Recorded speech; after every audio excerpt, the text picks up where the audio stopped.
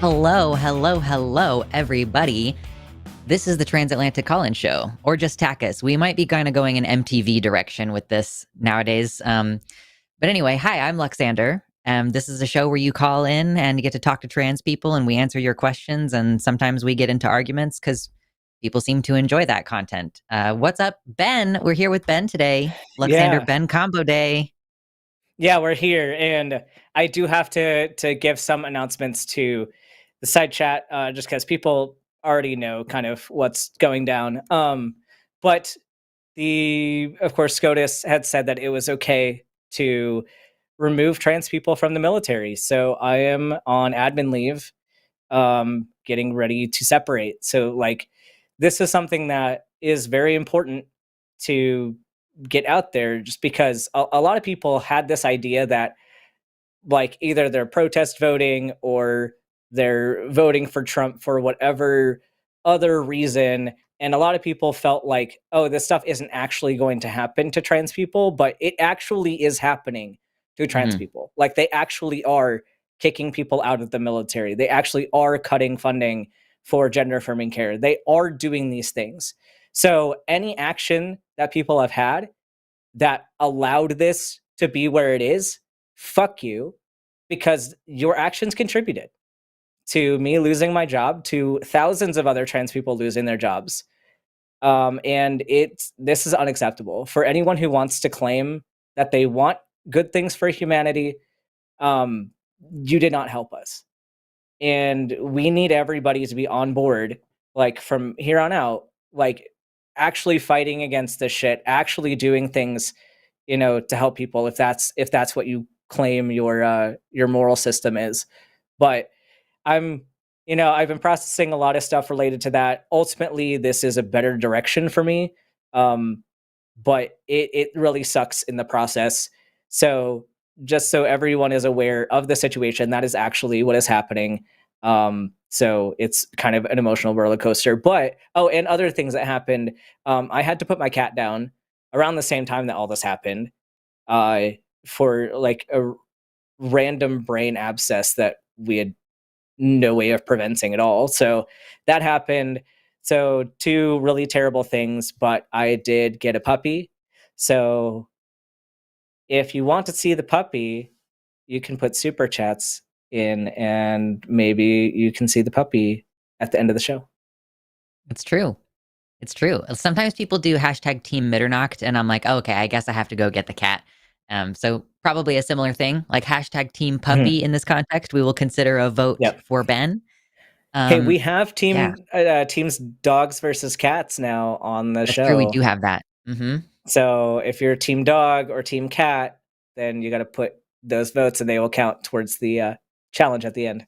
It's true. $5 or more super chats, which we will talk about more later. We do our fun little punishment thing at the end, and everybody seems to really love it. But for now, this is a serious show. Okay. At the end, we can laugh and say ridiculous things that I'm considering, like, should that go on my Christmas mug?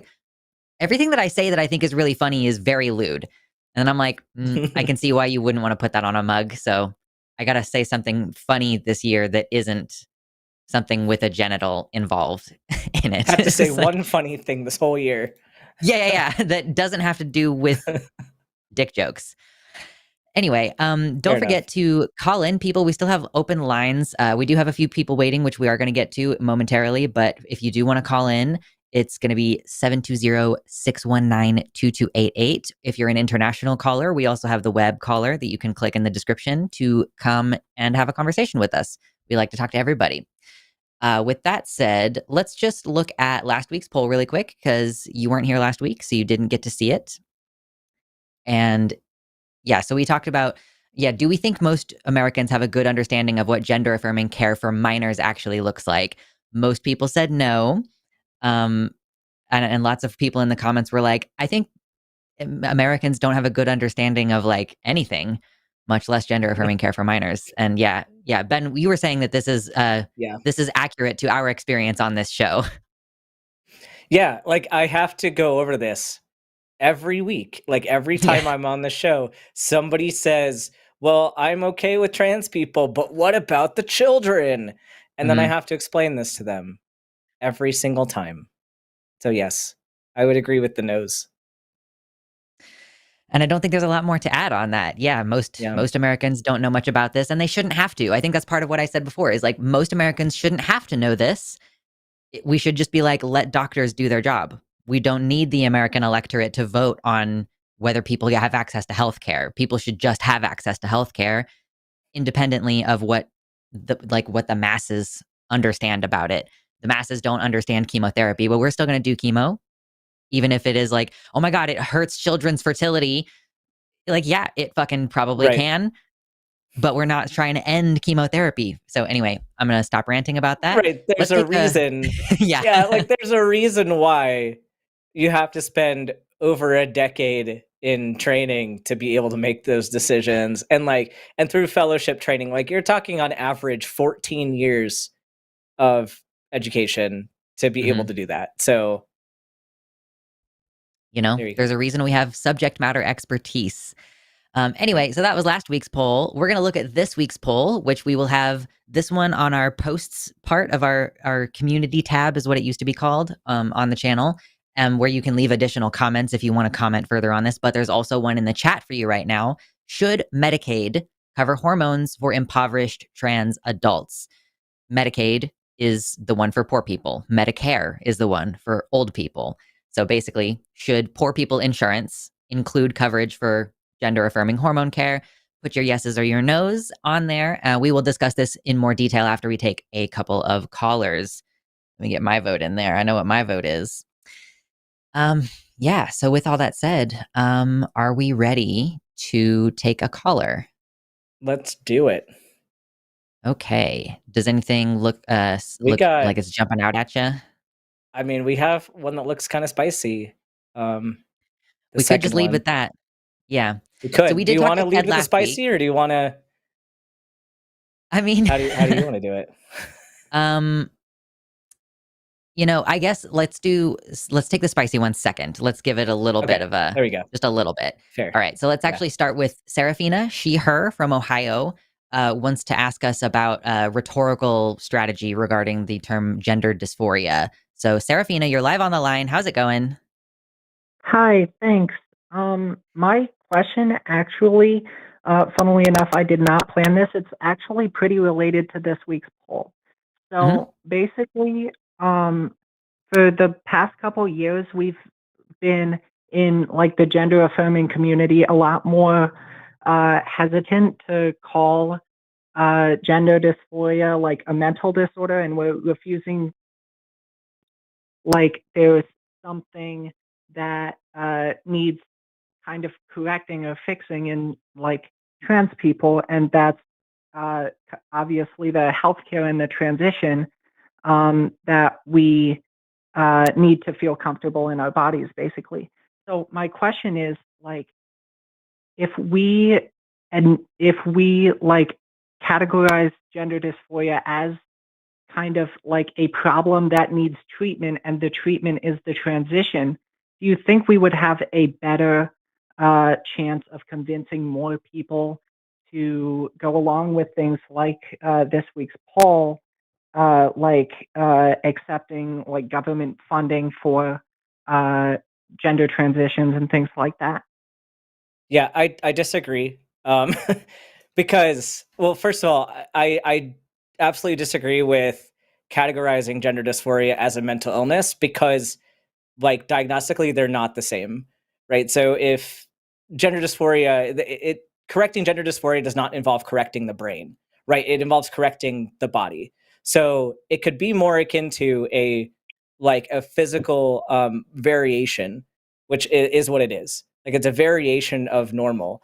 And yes, there is some debate to be had about like medicalization. Are you familiar with that term at all? Yeah, I am a little bit. Yeah, so for people in the audience, when we medicalize something, even if it's a variation of normal, applying medical terminology and applying a diagnosis allows people to get more access to accommodations. For example, with like neurodivergence, that's a big one, or like with um, like hearing difficulties, like vision difficulties, those things, if you add a diagnosis to it, it is easier to get coverage for it. It is easier to get, therapy for it. The difference with this is, and this is also where we end up with a lot of neurodivergent conditions, is the fact that there is so much stigma. There's so much stigma with any of these categories, but there's even more stigma currently related to neurodivergence and with gender dysphoria because of the argument that it is you being mentally ill, and not mentally ill as in like we actually want you to have accommodations, but mentally ill as in you can't make decisions for yourself. We're going to take away your autonomy. We're going to take away all these things and make you do conversion therapy. Like, so if we frame it as a mental illness, we are allowing the medical system to say, we're not going to allow you to engage in things that, are related to your gender dysphoria. Like for example, with body dysmorphia, if somebody has an incorrect perception of their body, you have to, stop them from making modifications because their anxiety is only going to get worse. Like with OCD and those things, you don't want to allow them to go further into that.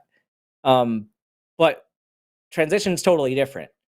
If you allow them to get gender affirming care, you actually manage the condition and the gender dysphoria goes away. So it should be like, I agree that there is some level of medicalization that kind of needs to be like addressed. Like, how far do we go medicalizing this variation of normal? But I don't think that mental health is the way to do that. And I think that would put us in more of a bind than we're already in. Yeah, but like, how would you propose? Because a lot of conservatives that I've talked to are like, oh, this is just like a cosmetic surgery. It isn't something that's actually medically necessary, blah, blah, blah. How would Right, you but it can kind be of medically necessary, without being labeled as a mental illness, right?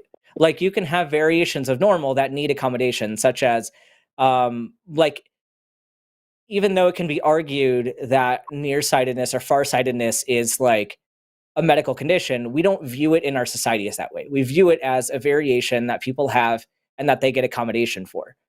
That's how we need to look at gender dysphoria. Same thing with the deaf community. Like, it's a variation of normal people, and they should have accommodations to help them, live their best lives. Same thing with gender dysphoria. So I think even though it is easier to lump it in with mental health, I think it's probably better to look at it in more of a physical idea, I guess.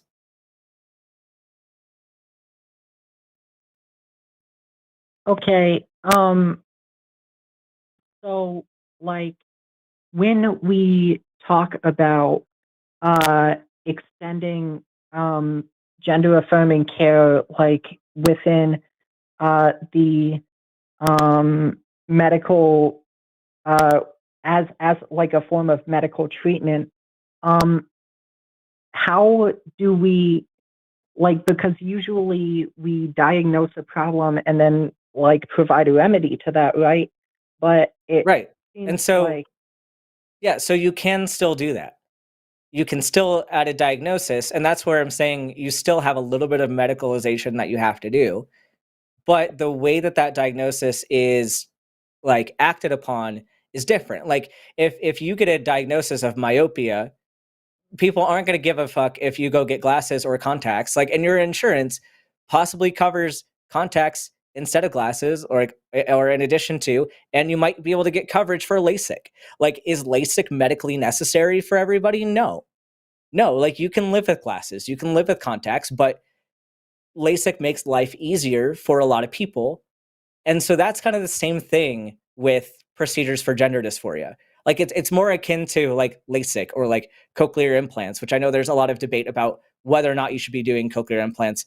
But regardless, like, it's something that, while it is not like always necessary to keep somebody alive, it is necessary for quality of life. And so I would say we include it with those other variations of normal, such as like nearsightedness, like I mentioned, and treat it like, hey, we're going to cover these procedures just like we would for LASIK, etc., hearing aids, all of that.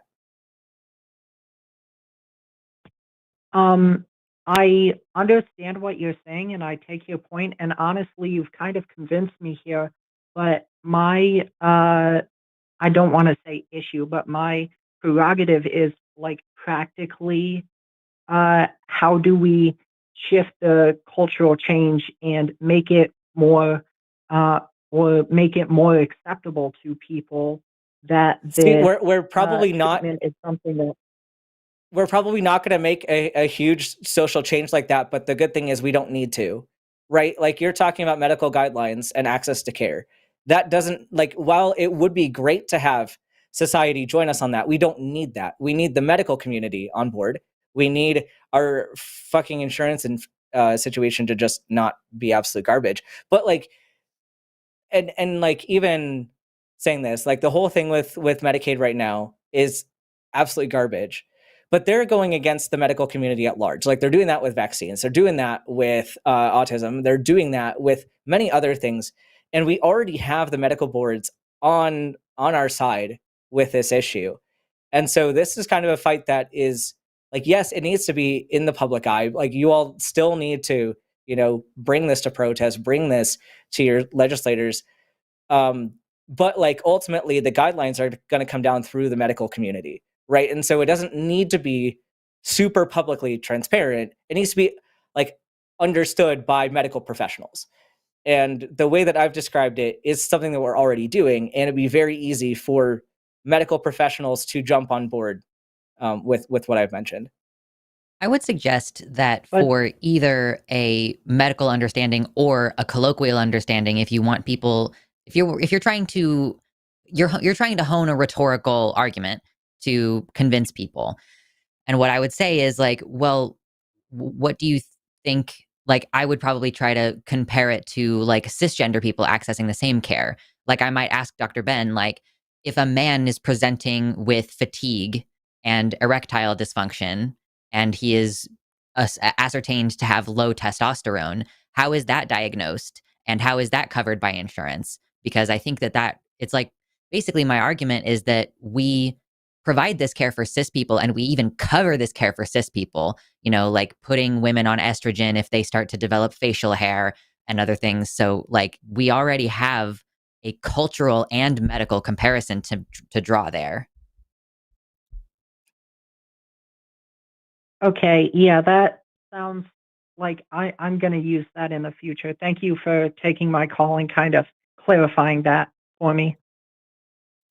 Yeah, totally. Yeah, And no feel free problem. to call back in the future if you have any other questions. But it was a nice call. Thank you, Seraphina. Good start to the show. Thank you very much. Yep.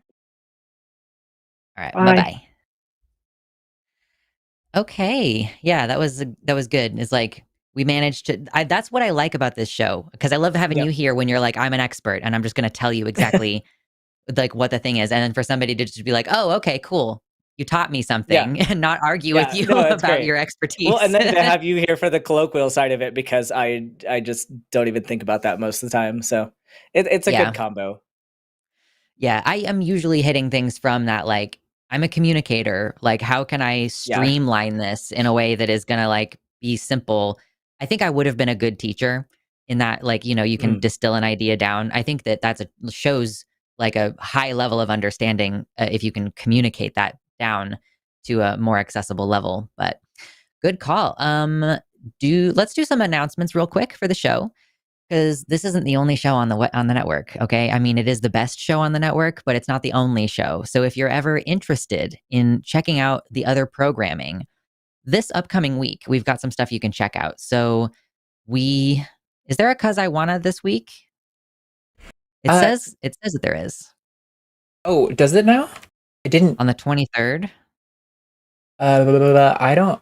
We talked about putting one, but I hadn't gotten a confirmation that when it happened. So if it's on the schedule, it's probably going to happen. But So there yeah, might be a surprise show tomorrow. That's why not only should you subscribe, but you need to click that bell and turn on all notifications so that it will inform you when we go live, or when we're about to go live, or when we upload a new video.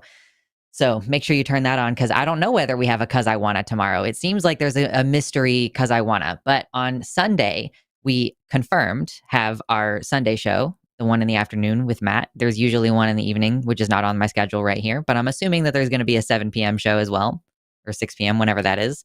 Skeptalk on Monday, you're going to have Eric and Erica.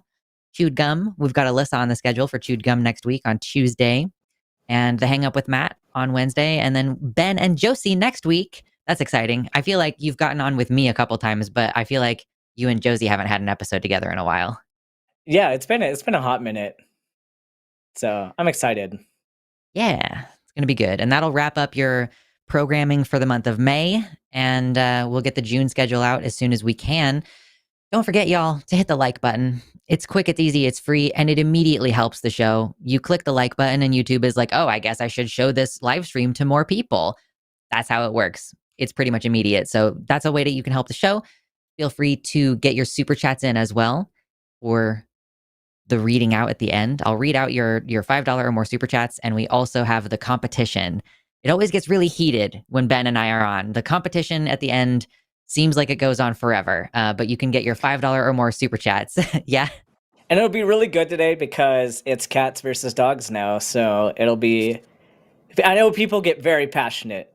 People get very passionate about their animals. So It's true. I'm ready. I'm ready for it. Let's go team dog.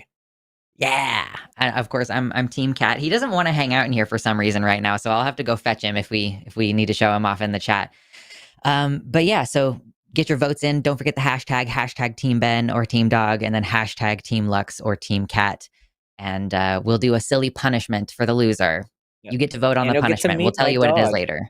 And you get to meet the dog. If you vote hashtag Team Dog, you get to meet Henry. He's very cute. Yep. He's a wiggle boy. He's a wiggle.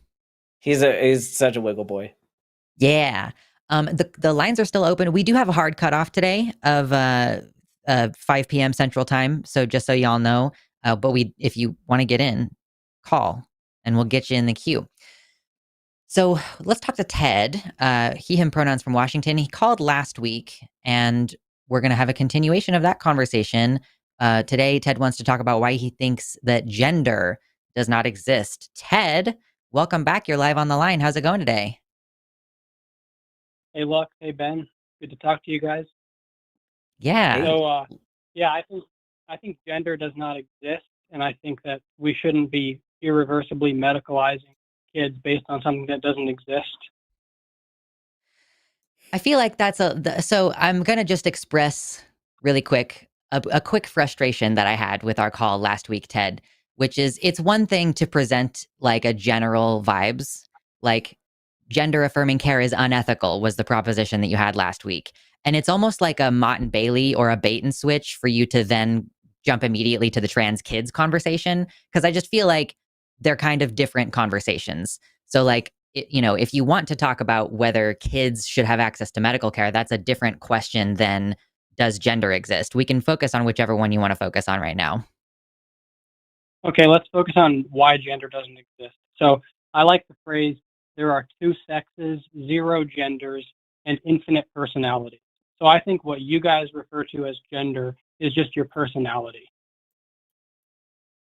Sure. I mean, I guess it's like a feature of someone's personality, like what kind of man you want to be, what kind of woman you want to be. It just seems. Yeah, go ahead. Go ahead. Well, yeah. But so in this case, what do your genitals have anything to do with that? Like, cause I would kind of agree with that statement. But I'm a gender abolitionist in the sense that I don't think gender or sex should determine anything with your role in society at all. Like it should just be you as an individual, and your gender is just how you think of yourself. But if you are going to take that perspective, like that gender doesn't exist and that sex does, do you think that sex should determine how you interact with society? No, I think that I'm a biological essentialist. So I think that your sex determines if you're a man or a woman, and I think that doesn't tell you anything about someone. So a man can be whoever he wants to be, a woman can be whoever she wants to be, but you're a man or a woman based on how you were born. So then why do we need those labels in society? If because you don't get to decide what you're born with, right? Those labels are just like a doe is a female deer, a man is a male human. We have these in every So would you species. be okay? So would you be okay then if all of those labels were removed and it was just like you had these categories that you fit into based on your body, but those categories didn't really mean anything? How would you feel about that? Well, I think they don't mean anything. Man means adult human male. That's all it really means.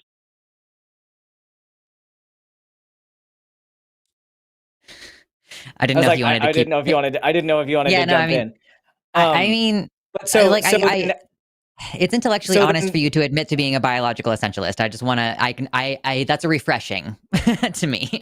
yeah. So if every space, like if we didn't have segregated spaces, if we didn't have, like certain cultural norms related to what you had in your pants or whatever, like if everybody was just them, like that would be okay with you, it sounds like. I think that's where we already are at. Like, I didn't grow up in the 1950s. Except we're my, not, though. both my parents were. Except we're not there. Well, We're I not think we're there already though, there. because we have separate bathrooms, we have separate sports teams, we have separate have those. roles, Because we have those are- separate Those are societal segregated gender based on roles. sex. So you Okay, think so sports so and here, no, bathrooms so have Ted, to so be this goes sex. back to exactly what I asked you. So you're contradicting what you told me, because I asked you, does what's in your pants, like does your anatomy determine your role in society? Does that have any like It doesn't and you said determine. It doesn't determine your role. I don't think women have to paint their nails and wear dresses and they have to be dainty. I think that it okay, only but determines. if you were on a sports team, but if you were going to be on a sports team, what the fuck does your penis Because- have to do with being on a sports team? Why does there have to be the penis team and the not penis team? because males have a biological advantage over females. Why do So you you're think creating a social segregated- distinction. So I just want to point Yeah. something out though. You're creating a socially distinct category in a social space based on biology. So when Ben asks you, do you think people's socially acceptable roles should be dependent on their biology? Your answer is yes. Well, I think sex actually has use. So we know males are physically different, so they should be playing against males. Why would you segregate sports based on someone's feeling in their head or someone's preference for certain What if- colors? Or Ted, those don't. What if you don't need what to if you separate. separate it out based on skill and that's it, and just skill and age, like maybe skill, that defeats the size, and purpose. age? Sports aren't. Why would it be? Why Sports are not would it not supposed to be work to have sports with skill, size, and age? Because competition is part of the sport. You want the skill disparity. You just don't want males competing against females. But you just implied that there was a. You just said that males were had a distinct advantage in sports. So you are simultaneously saying that you want disparity in skill, but that the sexes can't play together because there's a disparity in skill. Ted, you need to actually have a logically consistent argument, and you're failing to do that. And I just want to say how laughable that is. It is absolutely not. So Ted, you think that is there? Do you believe that there is do you believe that all males are better at all sports than all females? No, I believe the average male has an advantage over the average female. Just like the average 15-year-old has an advantage over the average 10-year-old. So 15-year-olds shouldn't play against 10-year-olds. Why are people limited to what the averages are? Didn't you say that there were an infinite amount of personalities and like people were individuals? So if you have an individual who is, in the top 90, the top 99th percentile of female athletes, and you put her, let's say they're doing like basketball, and you put that person on the court, it's just a 1v1 match against like the bottom quartile of a man, who's more superior at the sport? Probably who's probably going to do a better job, of course, like so Clark is going to destroy me. So you think, but you still think that do you think in that case the man should be on a separate team because he's better? biologically. No, the man should be on a separate team because he is male. We segregate the sports universally. But again, Ted, Males should not why do compete they against need to be females. separate? Why do males need to be separate? Because otherwise, women would never win in any sport. Males would dominate. So Ted, not true. you don't even know what you're saying right now, because I just gave you an example where the woman would clearly win, and you said that the male would need to be separate because men need to be separate, and men need to be separate because they're inherently better. So Ted, no, your logic is non-existent right now. Cases where some women might win. That doesn't change anything. So then why can't you separate it based on skill? Why does it have to be on biology when clearly some people, even whose genitals are different, are biologically still better than those with the other genitals? Well, I want to be nice to you, Ted, but you're sounding like an idiot. Why did we make can you have a logically consistent thought, like, for once in this discussion? I'm gonna let Lux jump in, because I can answer the question that you just asked, Ted. Why do we have a women's category? The reason why we have a women's category, if you actually look into the historical record of this, is that there used to be no particular gendered rules around things like shooting or what's the other one I'm trying to think of? Figure skating. There used to not be rules around who could participate. It just so happened that because of social pressures, only men were attempting to participate. And then when women started to participate, they would win against the men. And then then there was a rule that said it's men only. And then subsequently, a couple years later, women's categories get established. There was just a story within the last couple years of there was a marathon or a bike race or something that was distinguished between men and women's categories. The men started first and the women started after. And one of the women started to catch up to the cohort of men, and the officials stopped her so that she wouldn't lap the men. These rules exist to preserve an idea of male supremacy. That is why there's this separation.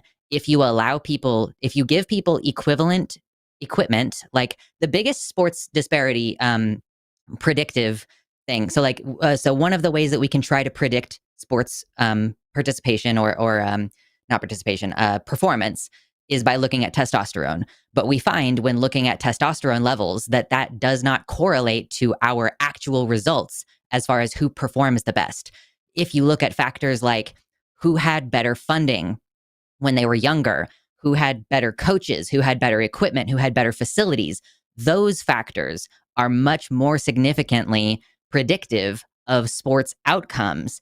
And so when we look at, knowing that is a fact, and knowing that it is a fact that women's and girls' sports are underfunded, underappreciated, undersupported, that probably accounts for a huge portion of the disparity in performance in a way that testosterone doesn't.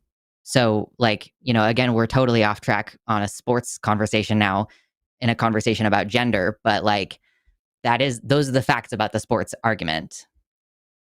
So I think that some men might lose to some women. Some 20-year-olds might lose to a really good 13-year-old, but 20-year-olds shouldn't be playing in a U13 league. But regardless, I want to make another point. So, but again, Ted, that's why.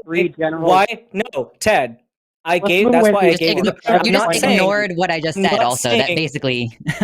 Yeah, it's like I did not say that it would be a free for all with everybody. You would still have skill divisions, you'd still have age divisions, and probably if it's like a combat sport, you'd have size divisions. I think height and weight, height and weight are the biggest things to equalize. Weight are the biggest ones. Yeah, yeah, and age, and you can standardize age too, depending on the sport. Your definition of gender. So here, you guys agree? There's three potential definitions for gender. There is gender as a synonym for sex. That gender is just your anatomy and your biology. Then there is the social role view, which is more of a Judith Butler idea, that gender, we perform, we participate in it through our expressions, through our feelings, through our culture, through our dress. And then the last view is self-ID, that a man is someone who identifies as a man. Which one of those views do you guys hold? Well, the last two aren't separate definitions. They're just different. You're saying that gender and gender identity are the same thing, and I would argue that they are not. So I would accept your second definition as like the overarching definition of gender. Like gender is a sociological concept of how you engage with the society around you based on, categories initially made for reproductive anatomy. And then gender identity is a psychological issue addressing your sense of self and your identity. And those are, so I would say for you, you need to separate out gender from the concept of gender identity. They're not separate definitions of gender. They are completely separate concepts. Your first definition, Well, I would say I absolutely do not agree with, because again, if you can use the word gender in place, if it's an actual synonym for sex, you should be able to use gender in place of the word sex, and you cannot do that. So they are not synonymous. Gender was originally synonymous. They are synonymous. Gender was created as a polite term for people that didn't want to say sex because it reminded them of intercourse. I mean, I haven't looked into that specific etymology of the development of that. I mean, I think that what we're okay, I'll answer your question because you're trying to ask my personal opinion on what is gender. I think that even if the original term gender existed primarily for that purpose, that presently the utility is different, that we are observing different phenomenon. And that's really what this is. My position here is I am observing what is actually happening, and then we're trying to construct language around it rather than constructing a category abstractly and then trying to fit human behavior into abstract categories that are predetermined. We've ended up with these predetermined categories of what is a man and what is a woman. And as much as you or I may dislike it, Ted, there are, let's say, there is a lot of baggage that comes along with being born with a vagina. Let's say, there's a lot of baggage. By that, I mean, your parents are going to treat you a certain way. They're going to treat you differently. They're going to restrict your activities.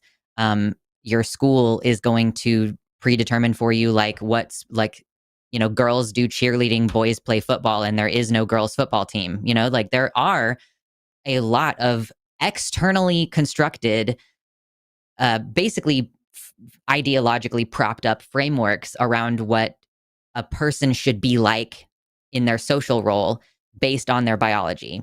And you have that same opinion, as I understand it. That's what biological essentialism is. It's this idea that your social existence is determined completely by your biological existence, which I disagree with firmly. I would agree with what Ben was saying, which is that performance theory and identity kind of are two sides of the same thing. They go hand in hand and stand in opposition to biological essentialism. The idea that as an observable phenomenon, gender exists separately from sex. It's related. Definitely, we can tell that it's related, but it definitely operates independently in some cases. Well, I would disagree with your guys' view because I think the social role view is just sexist stereotype. It's teaching people that a man and a woman is something. I agree that there are sexist stereotypes, right? But that doesn't change fundamental facts like me having a feeling about what my body should look like and a feeling about how I exist within those social roles. You have affirmed sexist stereotypes throughout this call. So Ted, I don't want to hear it from you about trying to say that you're in opposition to sexist stereotypes when you've made several of those stereotypes throughout this call. You've already committed to that. I think don't pretend. Don't pretend. Biological terms. I think that it tells you nothing about someone's feelings, about their behavior. Ted, you believe that by default, somebody with a penis is better at sports than someone who doesn't have one. No, I don't think that. I think the average male has an Then what do you mean when you say that you should segregate sports by sex? You believe it strongly enough that you think that we should have unilateral segregation across all sports. You believe that you believe in sexist stereotypes strongly enough to think that we should have permanent discriminatory segregation. No, actually, first of all, you guys probably don't know this, but there's no such thing as men's sport. There's open league and there's women's league. So a woman can play in the NBA if she's good enough, but a man cannot play in the WNBA because women's have to have a protected league because they are the disadvantaged group. Anyone can play against the men. Ted, where do you get your information from? That's a fact. That's proof. Oh, you're saying it's a fact. Tell me where you got this information, because I'm calling bullshit on most of what you're saying here. It's well No, women are documented. not Men's currently leagues allowed to center play in the open NBA, leagues. according to a quick Google search. Women never get drafted because they're good enough, but they're welcome to play if they can get drafted. Do you think that maybe, Ted, that might be because of the sexist stereotype belief that women are inferior to men and not actually anything to do with their fucking performance? Like, this is why I have a strong belief that gender is a social construct, because people will suppress female success. They will suppress female excellence to preserve this idea that women, oh my God, they're so weak, they're so tiny, they're so petite, we have to protect them. Rather than something that makes sense, like height and weight divisions. What is the problem with just separating sports by height and weight? And sure, let's add skill and age to make sure that everything's fair. Like, what's wrong with that? Did you know that a girl won? Hold on, Ted. Hold on, real quick. I'm sorry. I gave you a gap there, and I meant for you to talk, and then I decided to keep talking. Did you know that a girl won the boys wrestling state championship in Arizona like 2 years ago? Of course, like I said, Caitlin Clark would beat me at basketball. I'm not denying that there are some women who can beat men, just like there are some 25-year-olds. There are more than some. There are a lot of them. There are a Chad, lot. I think So you're why do you underestimating believe the amount of women There are that a are lot. why do you capable. believe But why do they're you not the believe average. in segregation when you acknowledge that women can beat men? Why do you think that we should continue to segregate by sex when women are able to perform at that same level? Because there should be a league for separate, just determining the best female basketball player. There should be some sort of category Why? for that. Why should Then- there be, like, because they Ted, you deserve keep that. saying things and then you're Otherwise, not they would giving never any evidence to back it up. You're not giving anything substantial to this argument other than claiming that something is a certain way. Well, I want us to go back to the Lux. You said gender is a social construct. I actually agree with you. I think No, gender is a social construct. Ted, That's why I don't think it exists. Ted. That's why sex Ted. is so much more Do You you do not get also- to touch sex the is question. real and observable. You left. You got pinned into a corner to actually justify your claims, and then as soon as you realized you couldn't, you went back to a totally different question. Fuck off, Ted. Are you going to engage with us honestly and have a conversation, or are you going to be a piece of shit and just dodge all over the place? I haven't dodged anything. I've said the average. No, then woman answer my is less than question. the average man. Answer our questions then. Okay, what's the question? Okay, what's the Why? Do you have? Yeah. Why Ask your why should there be sex segregation across the board if you acknowledge that some women can compete against men and win? Why would you not Like I just said, default to just because sex and just because sorry, there might like be a height really and weight?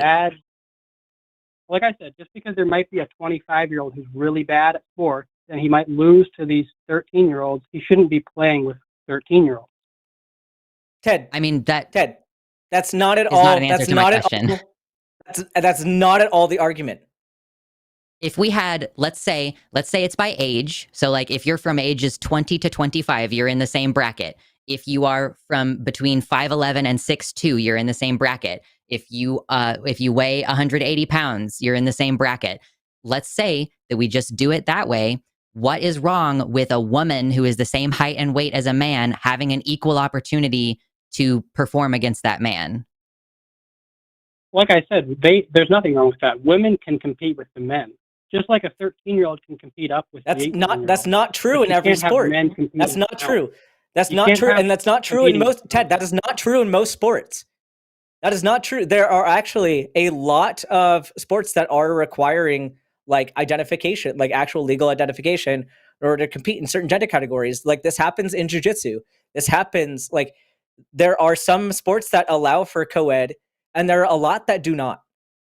And so, Ted, your problem, Well, one of your biggest problems generally, here is you that, can compete Ted, with the I don't men, give a fuck but you about your can't compete statement with of generally because you don't know, number one, you don't know how averages work. Number two, you don't know that you can't, just make these generalized statements and then just wipe away any exceptions that you don't agree with, right? So here's the thing, Ted.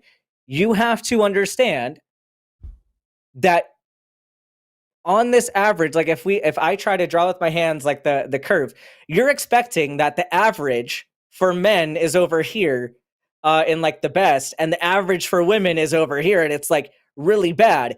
The averages are like this. They are so overlapping. And yeah, the super fringe, like super high testosterone, huge guys might be on that other side where it might be unfair for them to compete with like the lowest end of the out of shape females. But keep in mind, there are men probably down at that range too. People have a range of skill, ability in sports. And the other thing too, Ted, is I don't know if you're aware, but sports require a lot of different skill sets. Like skeet shooting is a different sport than horse racing, which is a different sport than basketball, which is a different sport than chess, which is somehow segregated by gender. So Yeah. you And make darts. these generalizations and you try to go off of averages to prove your point. I don't think you understand the stats enough to be making these claims, because if you understood the stats, you'd understand how overlapped these categories are and how nuanced it is to actually separate out by sex and have those unfair advantages, like you're saying.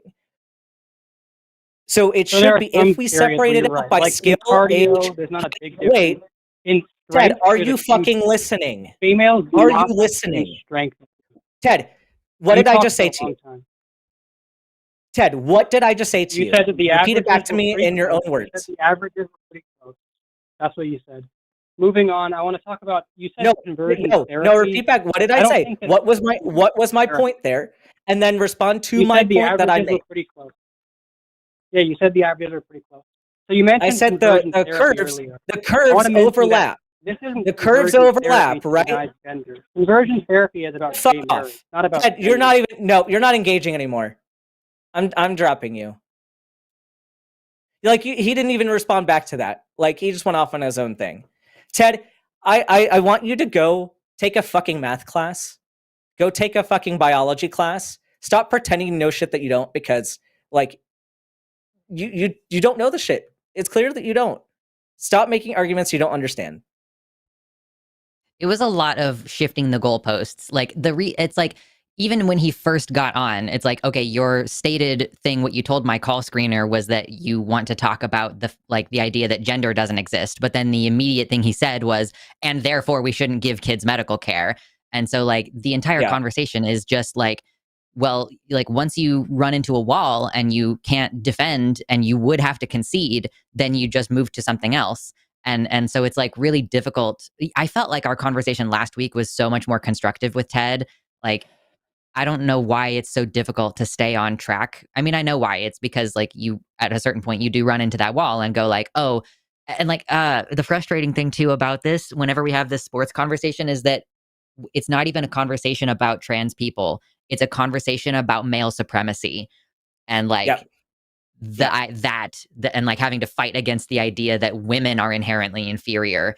And like we don't even get to talk about like, and by the way, even if men were superior, trans women aren't the same in their performance as men. Yeah. So yeah. And with this whole thing, like the one thing that I can say is inherently one thing or another is that like biological essentialism is inherently an incoherent position. It is like you cannot take that position and be logically consistent. And that's like what we're trying to tell you. Like that's what we do pretty much every week on this show, is debunk biological essentialism. And like that's what we get to. There's no way to hold that position and be consistent in every one of these scenarios. Yeah. I'm just really frustrated. I'm still kind of like trying to cool down a little bit from that, because this is why I'm day drinking. You know, I completely understand it. I drank the last 2 days and I'm like, I'm gonna not do it a third day in a row. I'm trying to keep like healthy limits on that for myself where possible. Because it's very easy to fall into those places. It's like, to be clear also, everybody, if you're ever wondering like, oh my God, why are they being so mad? Consider that Ben has lost his job for being trans, and that we both are like constantly mired in a growing like vitriol toward our people for no other reason than what we are fundamentally. And like, how do we navigate that, and losing our rights to shit? Like, and when the caller doesn't even have the decency to engage in the conversation. Yeah. When they won't even give us that respect of, answering the question that we asked, staying on topic, like that's just, that is so frustrating, and it is disrespectful to waste our time like that. It makes for great clips, though. It does make for pretty good clips. Yes. Okay, what do we think? Okay, hold on. Did I have an announcement that I needed to make? Did I already do announcements? Oh, the poll. Let's talk about the poll from this week. Since we've already gotten in here a little bit. Should Medicaid cover hormones for impoverished trans adults? The reason why we're asking, my dears, is that late in the night last night, the big beautiful bill made progress through. I don't think it's like passed officially and been signed, but it's making progress through, and they've shoved in what was originally going to be Medicaid is no longer going to cover gender affirming care for minors, but they've stricken that. And now it's just any adult in the entire country on Medicaid, any poor trans adult can't get that care through Medicaid again. And we're talking about medicine that costs like $20 a month. So it's not like it's costing the taxpayer very much. But $20 a month for some people is the difference between paying your electric bill or having to pay your water bill, or are you getting groceries this week? So that's why we asked. Do you have some thoughts, Ben? Yeah. Again, going back to conversations of people thinking that this is like cosmetic, even just think about those who have had an orchiectomy or have had a hysterectomy, an oophorectomy. Totally. Like there are people who cannot produce their own hormones, and it is medically indicated, even outside of transition, like for them to maintain some type of hormone therapy in order to not get osteoporosis like early on in life. So it's just, again, it's people who have no knowledge of medicine, trying to stick their fingers in stuff that they know nothing about, and it's impacting people. It is going to hurt a lot of people to do this. Yeah, it's something like 150,000 trans adults on Medicaid, something around there, ballpark. So yeah, I mean, it's like, I guess proportionally a pretty small percentage of the population, but that is still like 150,000 people who are going to like, people don't understand that hormones affect your entire body systems. Like it's going to affect how well these people can sleep at night. It's going to affect like these people's appetite. It's going to affect these people's ability to take a shower, like their activities of daily living. It's going to potentially make it harder for them to get themselves to work. Like it negatively impacts people in a profound medical way to have these things taken from you, even if you do still have your original gonads and you can fall back on that. But there are plenty of people, like Ben said, who, like, let's say, like veterans who've had orchiectomies and don't have testicles anymore, and they don't produce their own sex hormones. And so they're reliant on the VA or whatever, or they're reliant on Medicaid.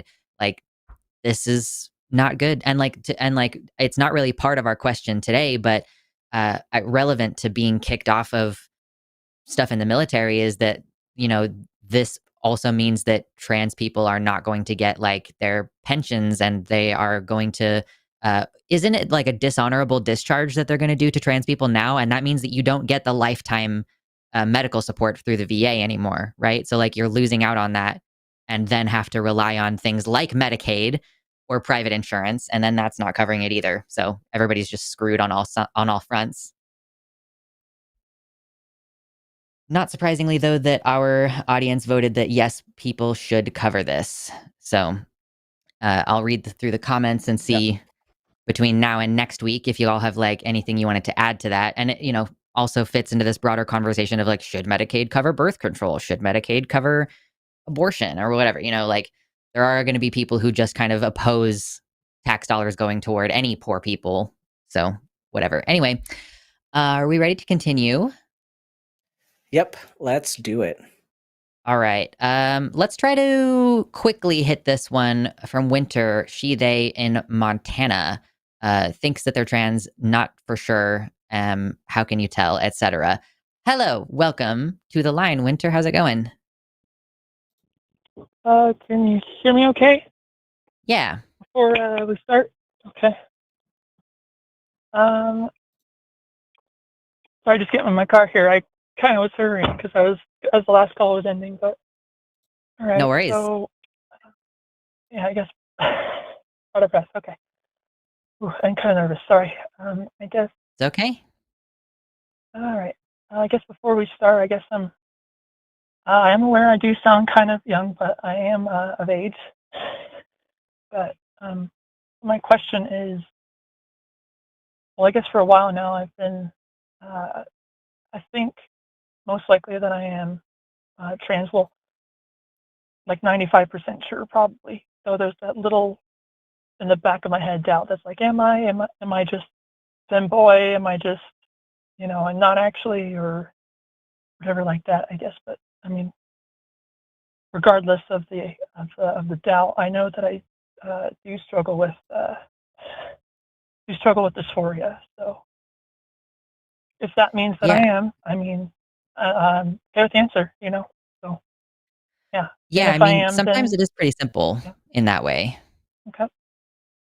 I would say, Yep. we talked about this last week. I think Arden and I talked about this a little bit, that like, I think that you can use a label that helps communicate the basic idea to people, but that label is probably something that you will Mhm. find after you take a little bit of time to kind of experiment with it.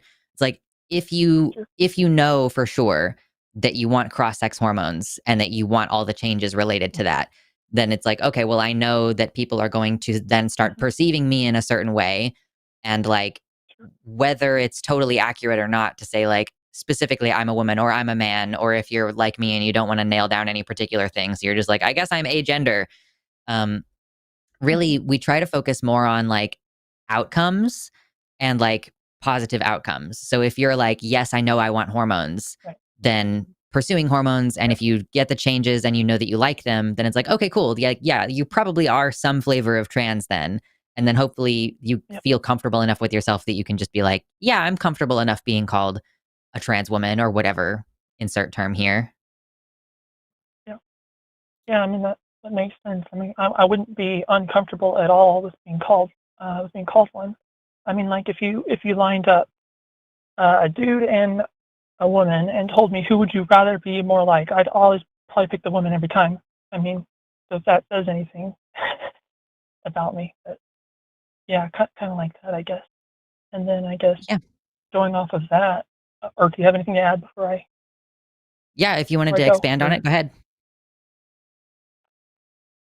But yeah, I guess if I am, because you mentioned like the characteristics and like the changes that it brings, which I wouldn't mind, and I'm actually thinking that I'm looking to transition. I just don't know how or where to start yet, like either socially or medically or which comes first or all that stuff.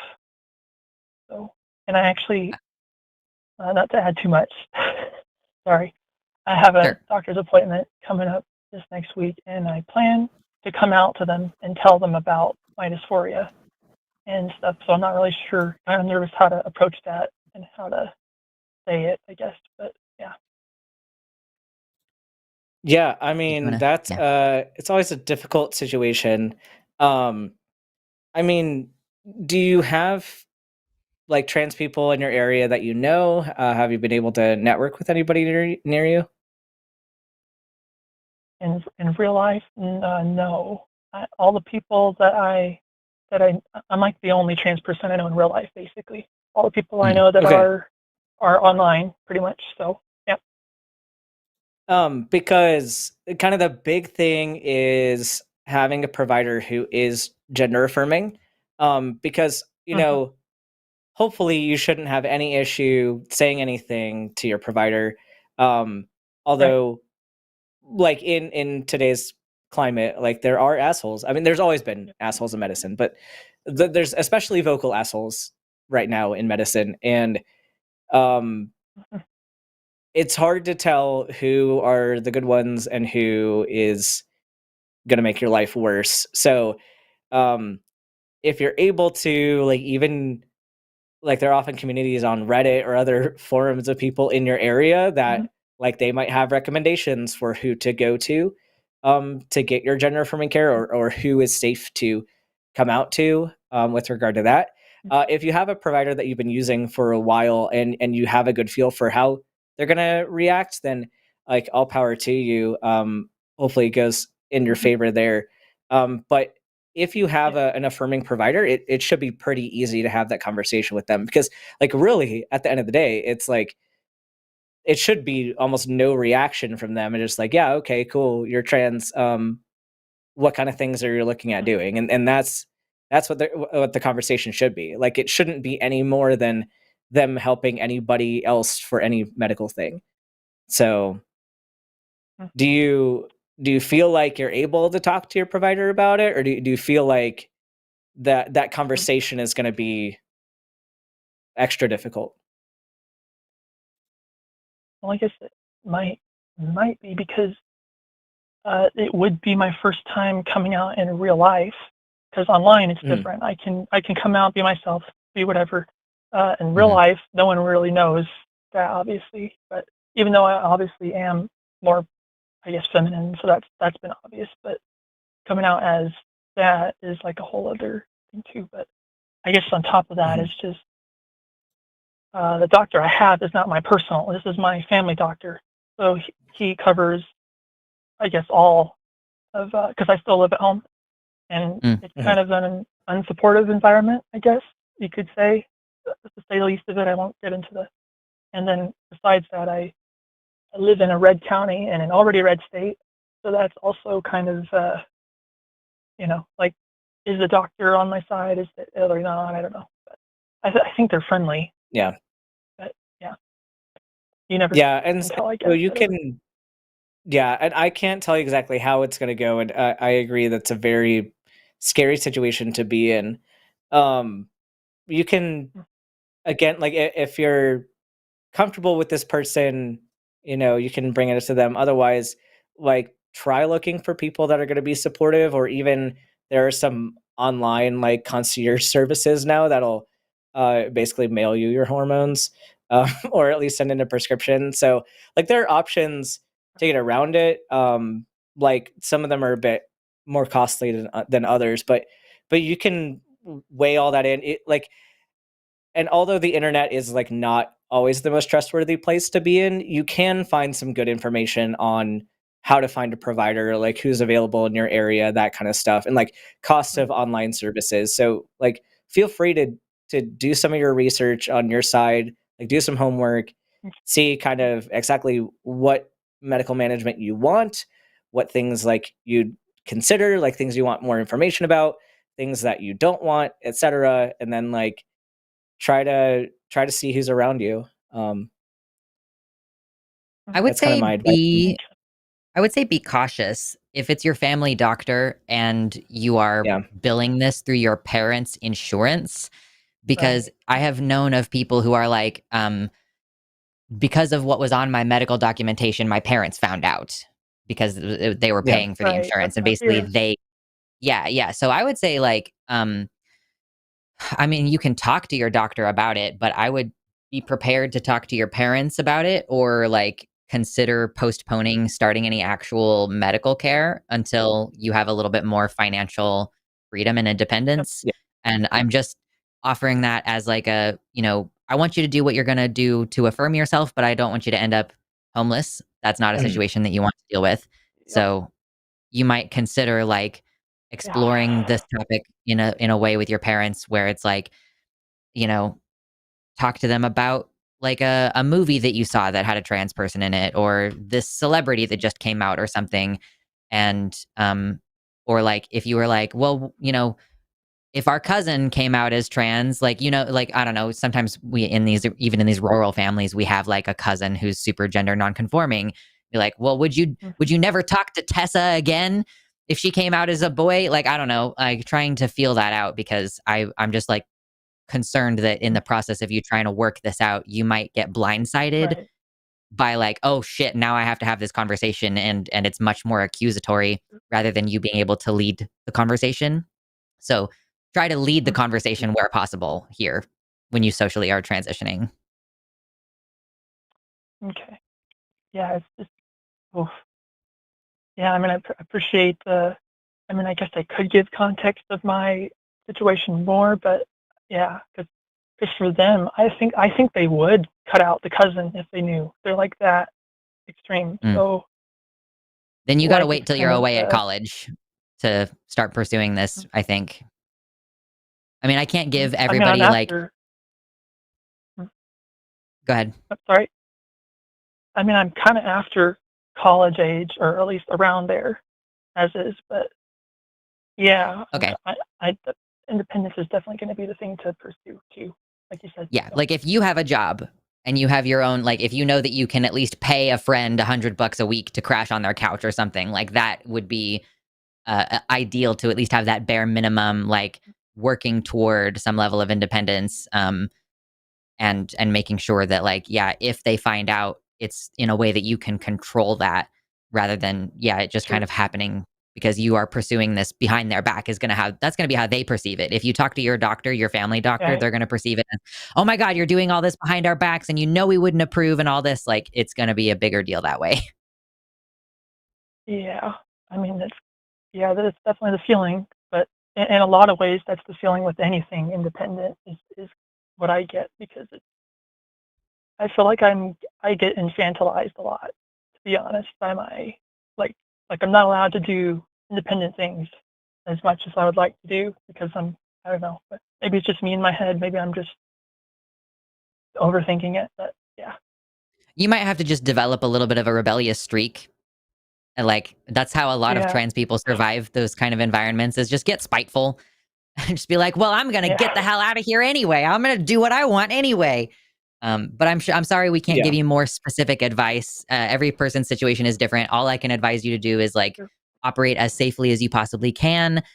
Pursue your happiness, but not at the expense of your physical well-being. Yeah, I think that's all. Do you want to add any last words, Ben?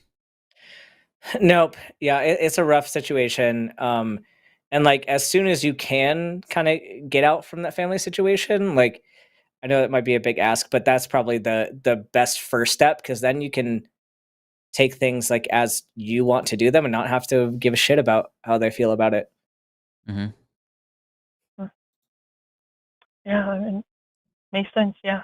I guess the only other thing about the medical part that I'm wondering is, like, because I know it's not just as easy to tell them that you are and then get the prescription.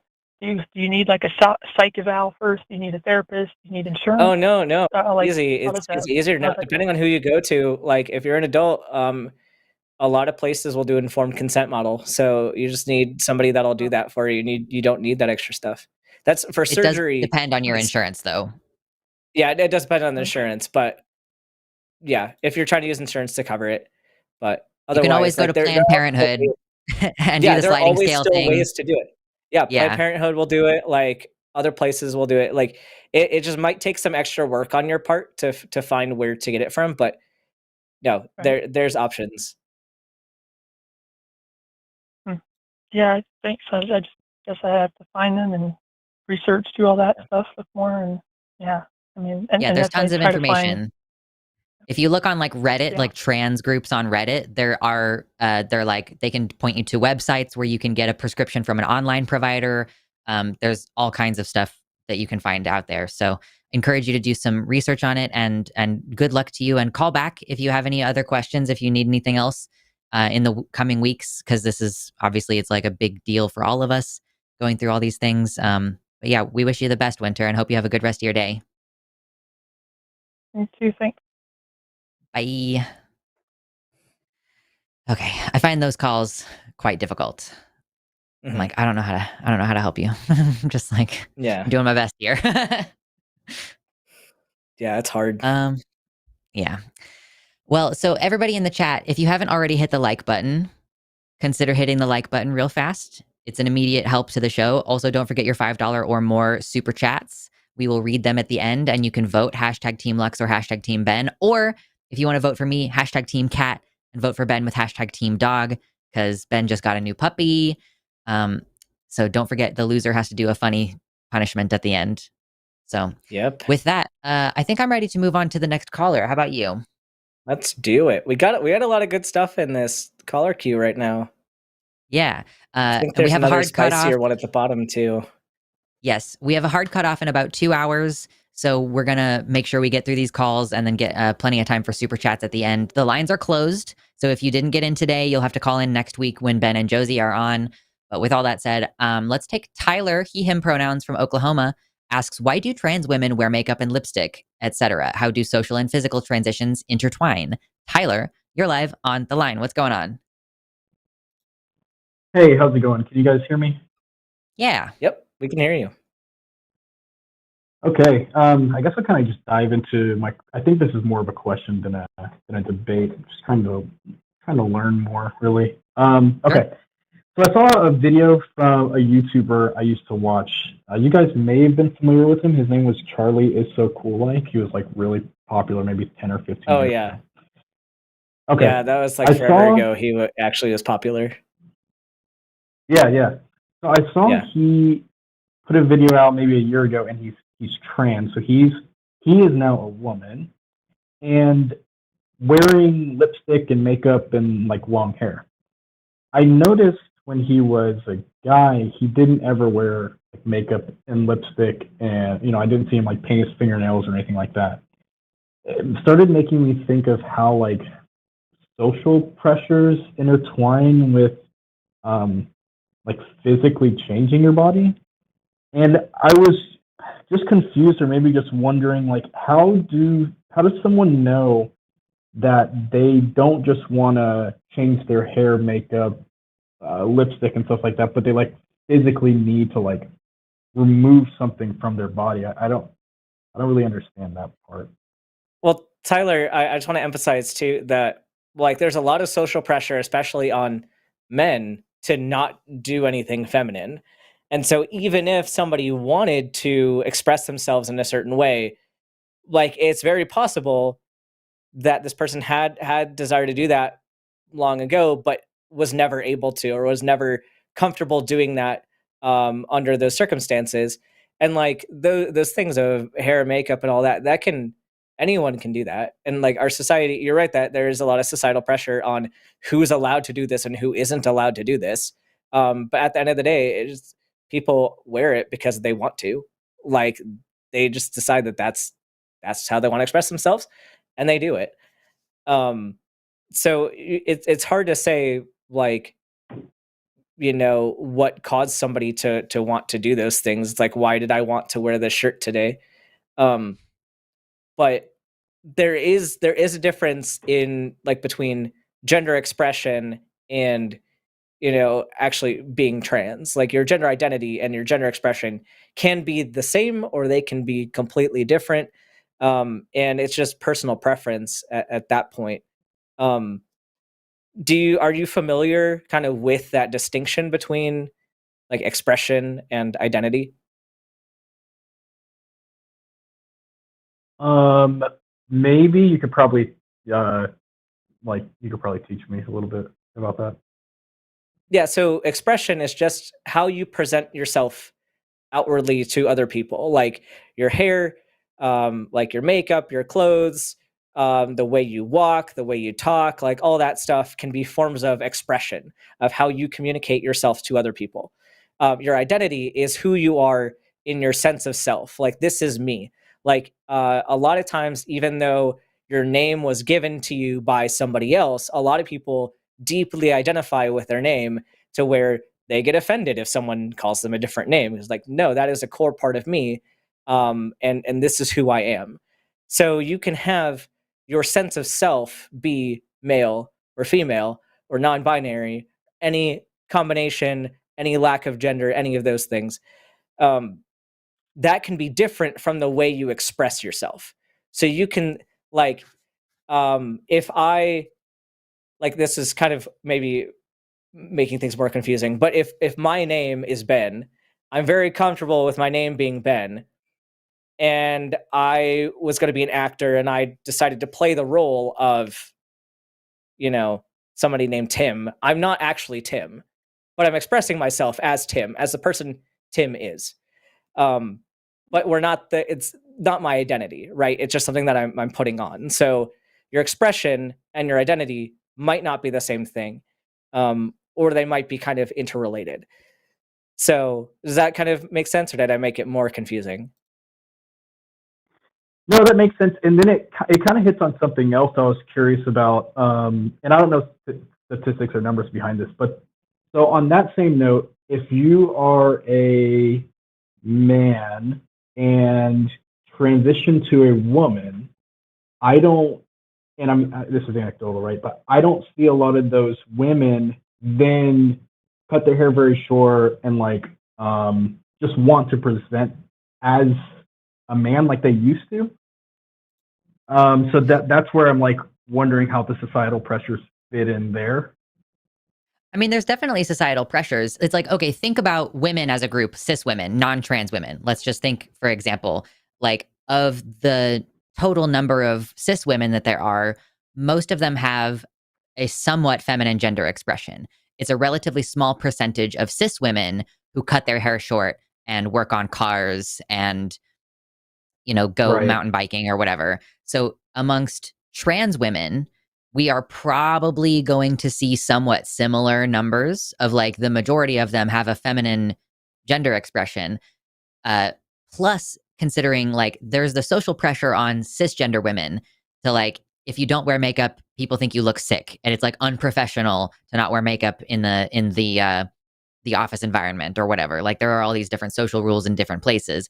For trans women, they have all of those things. Plus, if I don't do this, people will not even understand my gender to be woman. Like people, and like there's all kinds of things that you can do with makeup that are, it's basically like using color theory and shadow to create a different face shape.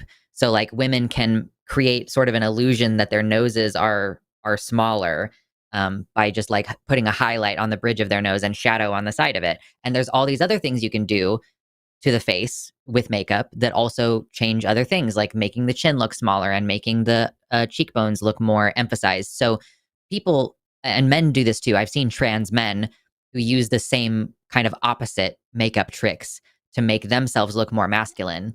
But yeah, like makeup is an extremely valuable tool in that regard to help people feel comfortable in their own skin. Like if you really feel like you want facial surgery, but you can't get it, so you just get really good at makeup, and then you can look at yourself in the mirror and you no longer are like, I can't even, like, don't show me any pictures with me in it. I don't want to see it, blah, blah, blah. So like, yeah, it's not just about how comfortable you feel per se, but it's about what tools are at your disposal to cause you to like fit in the way that you want to.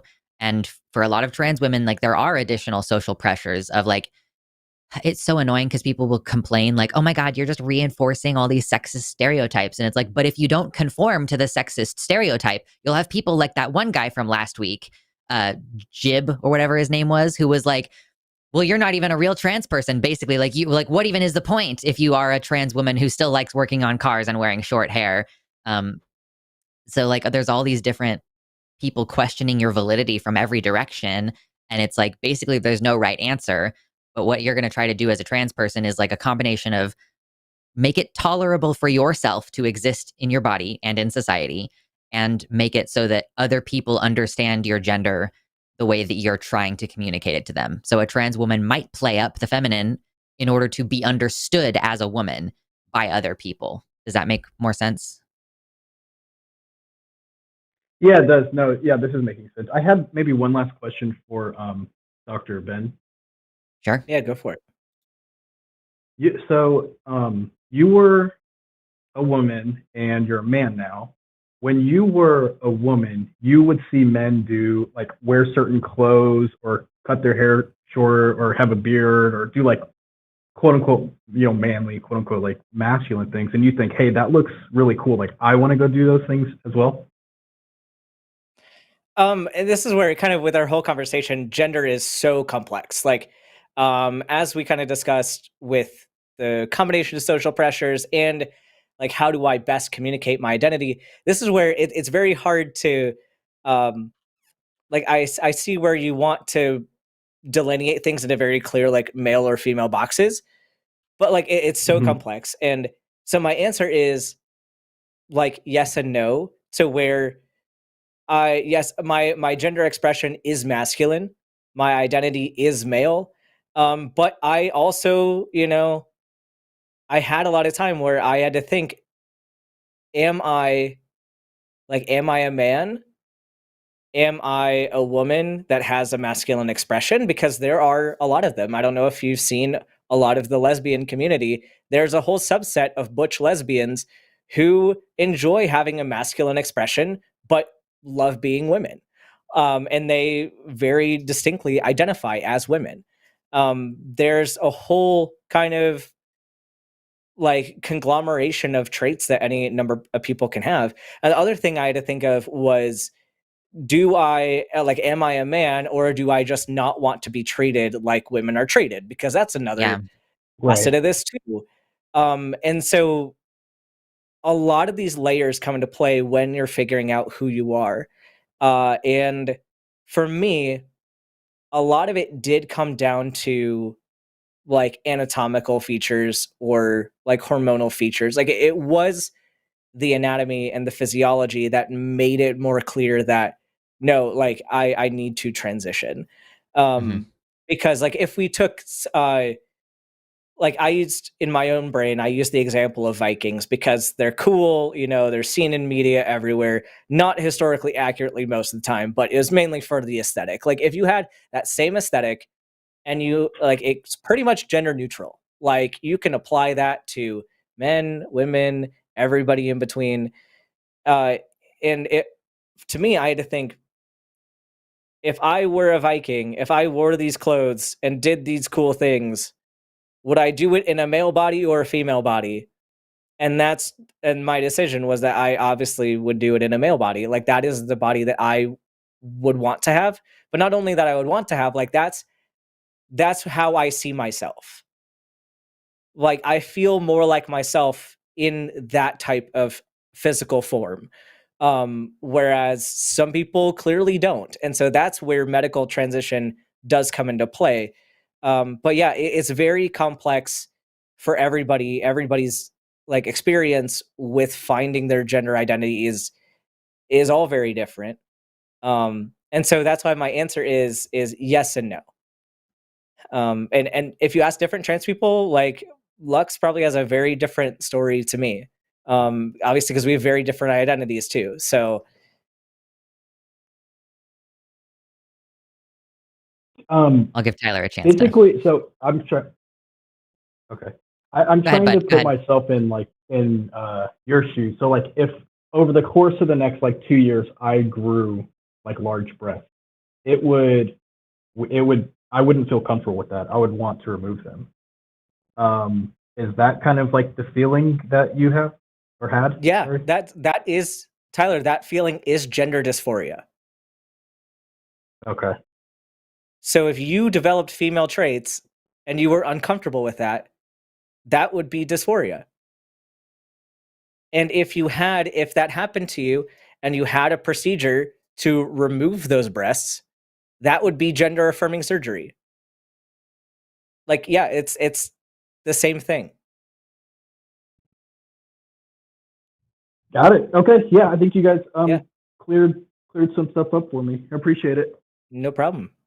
Cool. Thanks for calling in, Tyler. We appreciate you. Feel free to call back in the future if you have anything else. Thank you. Bye. That was a good call. That was an enjoyable, very relaxing call. Yes, those are the calls that we want more of. Like people who aren't always on the same page, but are willing to talk about it. That's what we want from people. Yes. Treating us like we know what we're talking about is always good.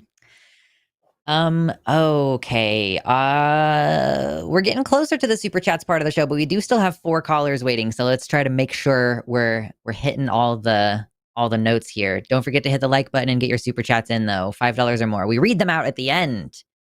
Vote for #Team Lux, #Team Ben. We're looking at Minnow from Georgia, uses he, him pronouns, who wants to talk about the difference between accepting the LGBTQ community versus normalizing it. Is Minnow the right way to pronounce it? Yes, it is. Cool. Awesome. Hey. Well, lay it out for us. What do you got? Hey, let me just start the call by saying that I am ESL and I do have a stutter, so I want to talk slower so I can not sound like an idiot. And I Okay. am a straight cis man, so if my views don't quite match the quote unquote trans view, I apologize. It's due to my ignorance, not my view, if it makes sense. So if I Sure. say something wrong, just stop me and say, hey, you use this word for this, you should be using this instead. Educate me. We All right, appreciate your so honesty and your willingness to learn. Love it. Yeah, it makes it cool. easier.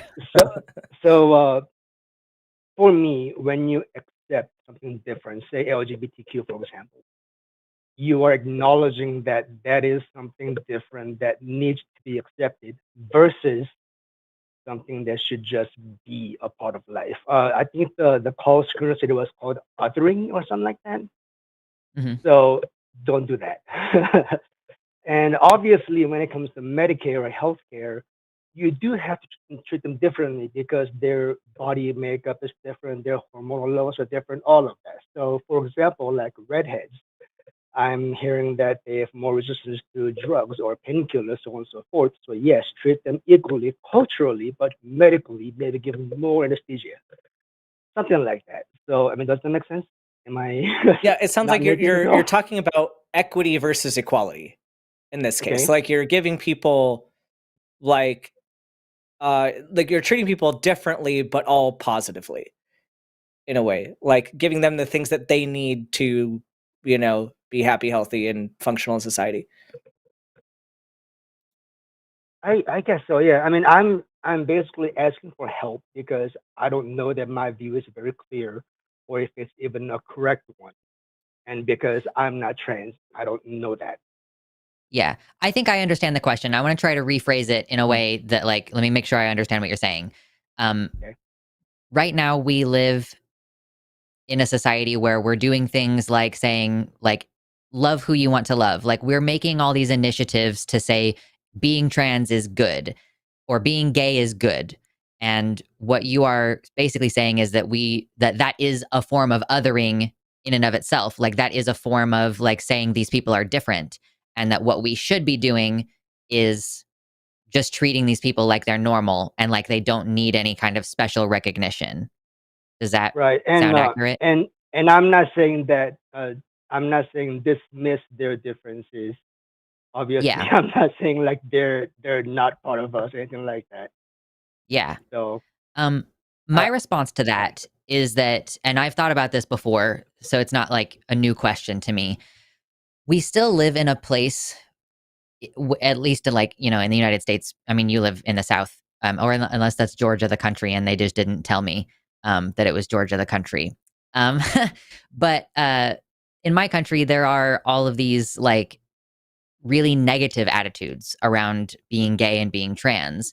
So, like, I think right now we do need to proactively combat all of that negativity with overt positivity, with overt acceptance. I think that by having Pride Month, for example, like June is Pride Month. By having Pride Month, we are making an oppositional stance it's a response, right? That's a response to a negative view that society holds toward trans people. And it's something that they try to cause us shame for. They want us to feel shame for this. And that's why we call it pride, because we don't feel like we should be ashamed of this part of us. So I agree that what we would like to move forward in is a society where you can just be gay and nobody gives a shit. And nobody's like flying a rainbow flag because there's no hate that they need to stand in opposition to. Like, I agree that that's the goal.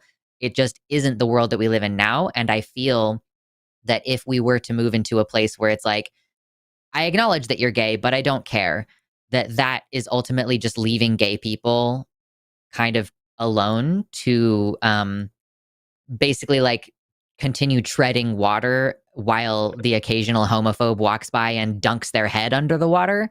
Um, it just is, and it just feels like we're leaving people alone to suffer with an overt negativity. And so I oh do wow. still feel that it's necessary to support people with overt positivity in that way. No, you're absolutely right. I didn't think about it that way. Oh, I feel terrible. Yeah, No, don't and feel that's bad. It's fine. no, and Okay. that's something that I was gonna hit on as well. Like, I would love to live in a society where we could just exist and that's it. Like, not need any special attention. I think like that's the goal. I think what you're saying is the goal. If society weren't causing all these other problems. So like until we get to a place where we can have all of our rights protected and just have that be seen as normal, then we will need to be like more prominent and be more vocal and all that stuff. But I don't think that you should feel bad because like, yeah, this is a perspective of something that you've never experienced for one. And what you're saying like is ultimately something that would be good. We're just not quite there yet and won't I be got for a you. while. Thank you for the education. Yeah, no worries. Did you have anything else, Minnow, that you wanted to add, or is that pretty much it for today? That is as far as my purpose of the call, but just want to clear, I am from Georgia, the state. Okay, okay. Thank you Got very it. much, It's guys. like Have a good day. a little bit of confusion there. Yeah, thank you so much. We appreciate you. Have a good day. All right. Bye-bye. All right, man. Just a couple of quick, easy ones. You know, that's always Yeah, I love good. it. Feels nice. Come have some quickies with the TACIS crew. Yeah, Not true. in a weird way. Not in a weird way. Unless you wanna. No, not in a weird way. Unless you want it to be in a weird way.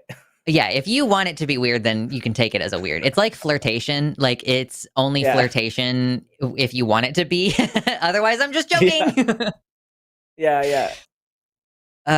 Okay. I guess we'll just keep it trucking. Don't forget to get the likes on the video and get your super chats in, $5 or more. We'll read those out at the end. We have next on the docket, we have Stephanie, she, her pronouns from, oh my God, it's like, what is that? Maine. It's Maine. Yep. How is mental illness separated when we still have to have a therapist to proceed with gender affirming care? This is specifically a question for Dr. Ben. Stephanie, you're live on the line. How's it going? Well, pretty good. First time call, and definitely love the line in general. Really glad to see a trans space. It's cool. Totally.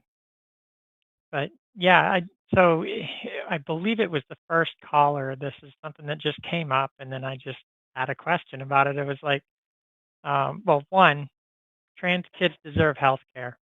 I'm not going to disagree with that. Oh my God, that's crazy. I feel like none of the calls are actually talking about the kids, which I really think we need to kind of focus on. The mental health piece of it, though, I feel like there is a general acceptance from many, many people that are outside like the situation at hand that just view it as a mental illness and remain ignorant to the fact that it's not really a mental illness.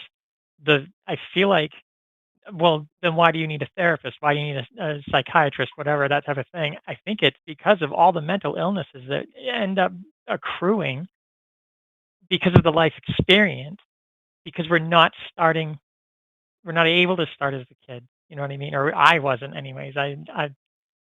I'm older. So this is, I don't know. I think that they need that health care so that we don't have to have more of it. So yeah, no, it's something that's. Yeah, go ahead. Yeah. Oh, what's your question? Did you have a specific question related to that?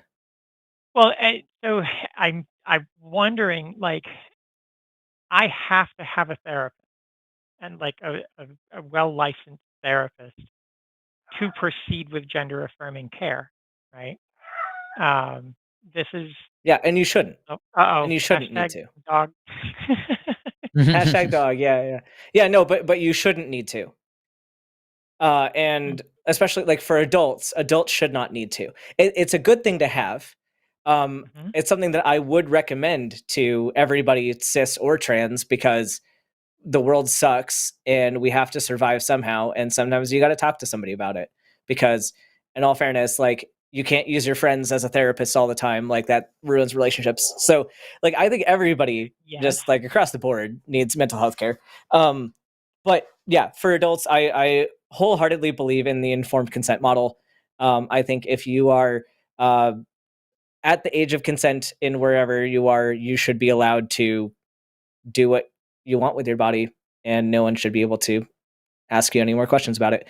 I do think it is important, like going along with getting mental health care, it is a good idea to, like, if you have questions, if you're not sure about stuff, if you're not sure if there might be another mental health condition contributing, like talking with somebody kind of before you make big decisions, like just to make sure, you know, you're handling things the right way and that you're not going to regret, because although the regret rates are low, like it's still a good idea to make sure that it is the right decision for you. And so I don't think it should be a barrier to any of this care. I think it's a good idea for a lot of people to have it.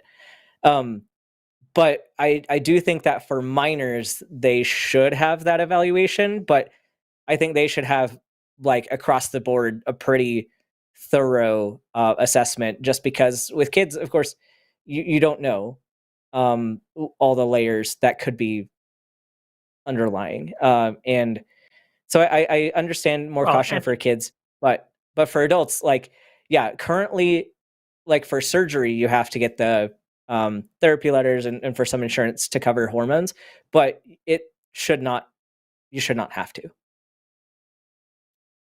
okay, I'm of a like mind to that because I didn't understand it, and it was this weird Yeah. twist with my particular situation where um, I had to have that because I identified as female, as a she her pronoun, and not non-binary for my breast augmentation.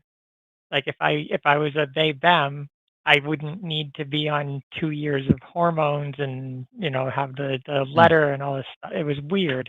I just thought it didn't make sense to me. That is kind of I weird. could, yeah. I just want to offer on the rhetorical end, if your question has anything to do with like, how can we argue? Because I think the original caller was like, how can we argue that this is medically necessary if we are also trying to say it's not a mental illness? Like, how can we make that argument? Mhm.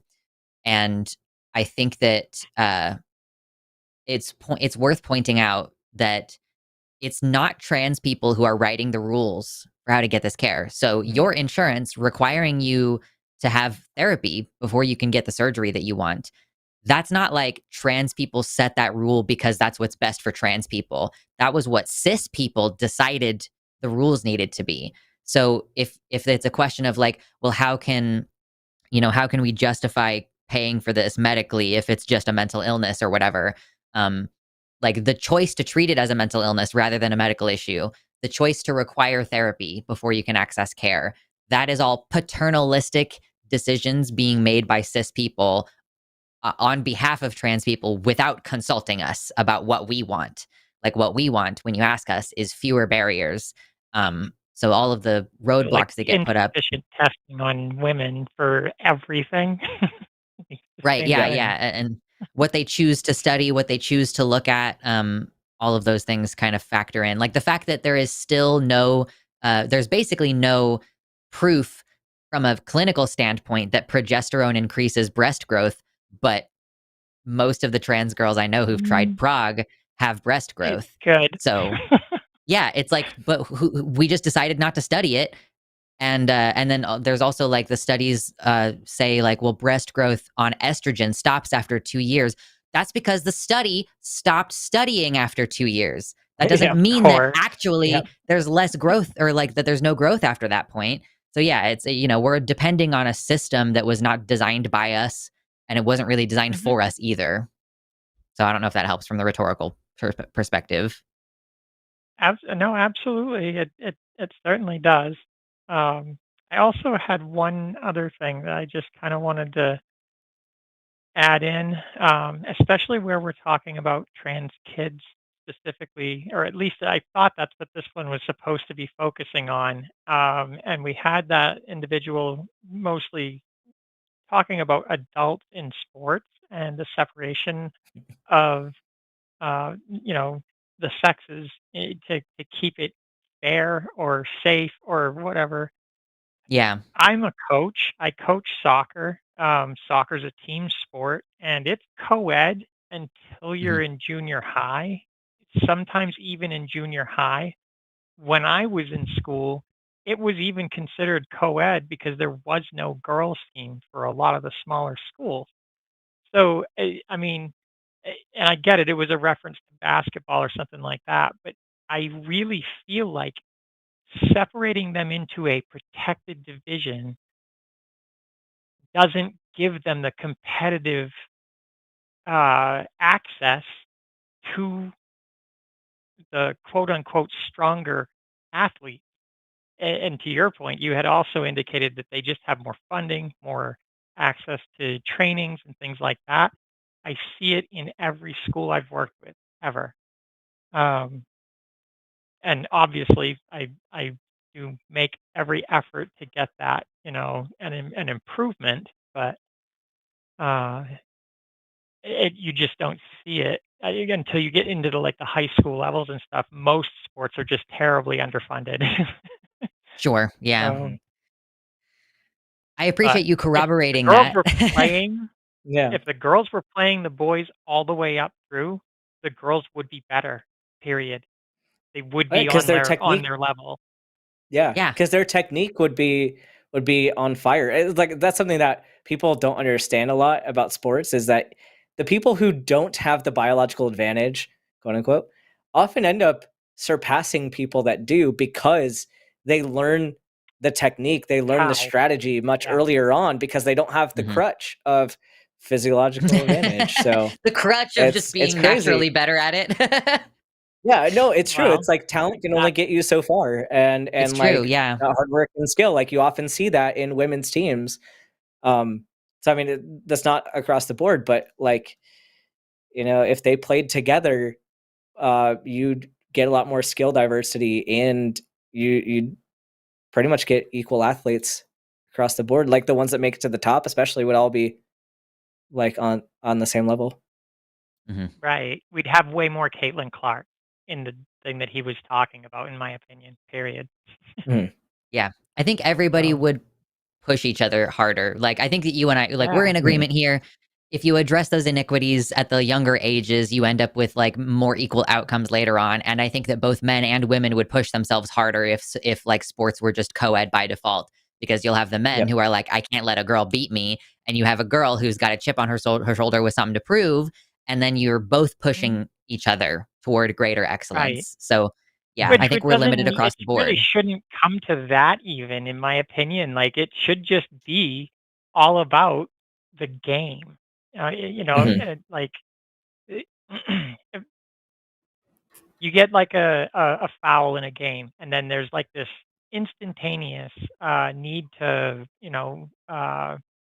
hit back, so to speak.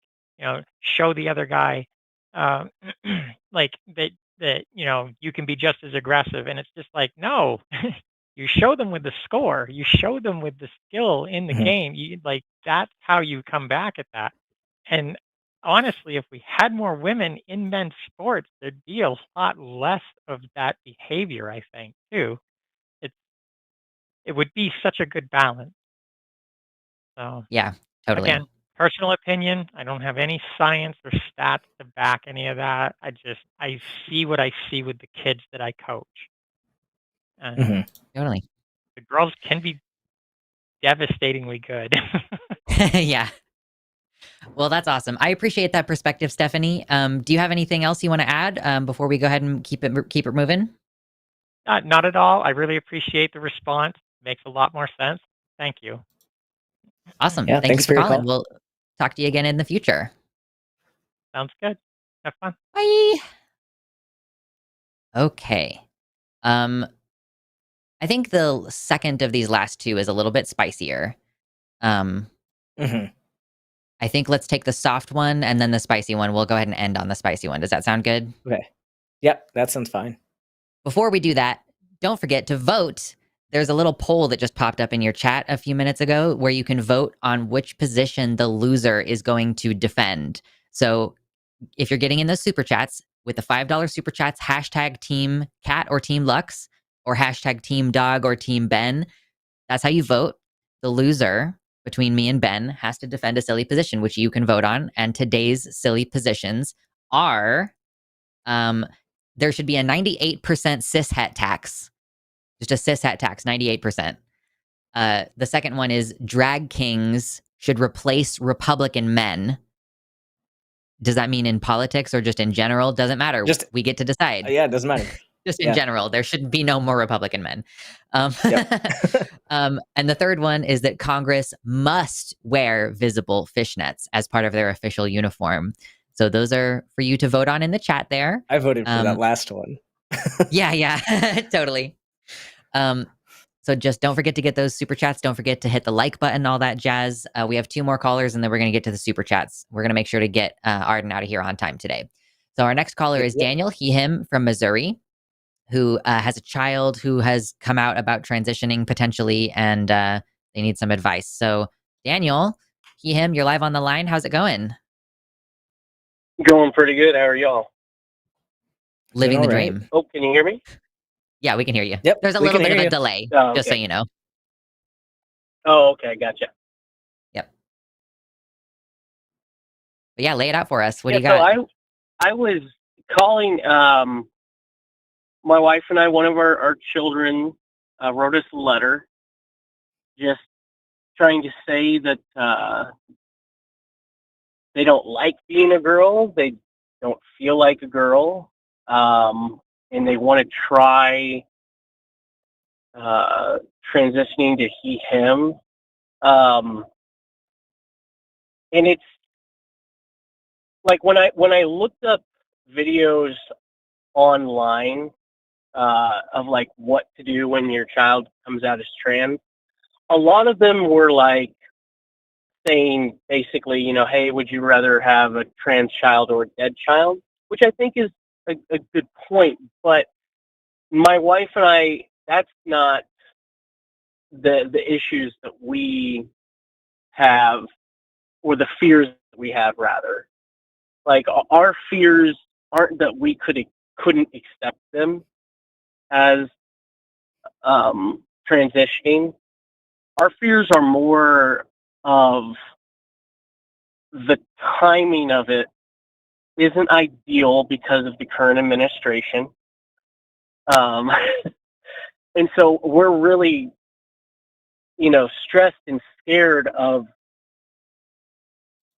what that would look like, transitioning would look like in this current era, and what steps we need to take or should take to help them along that path.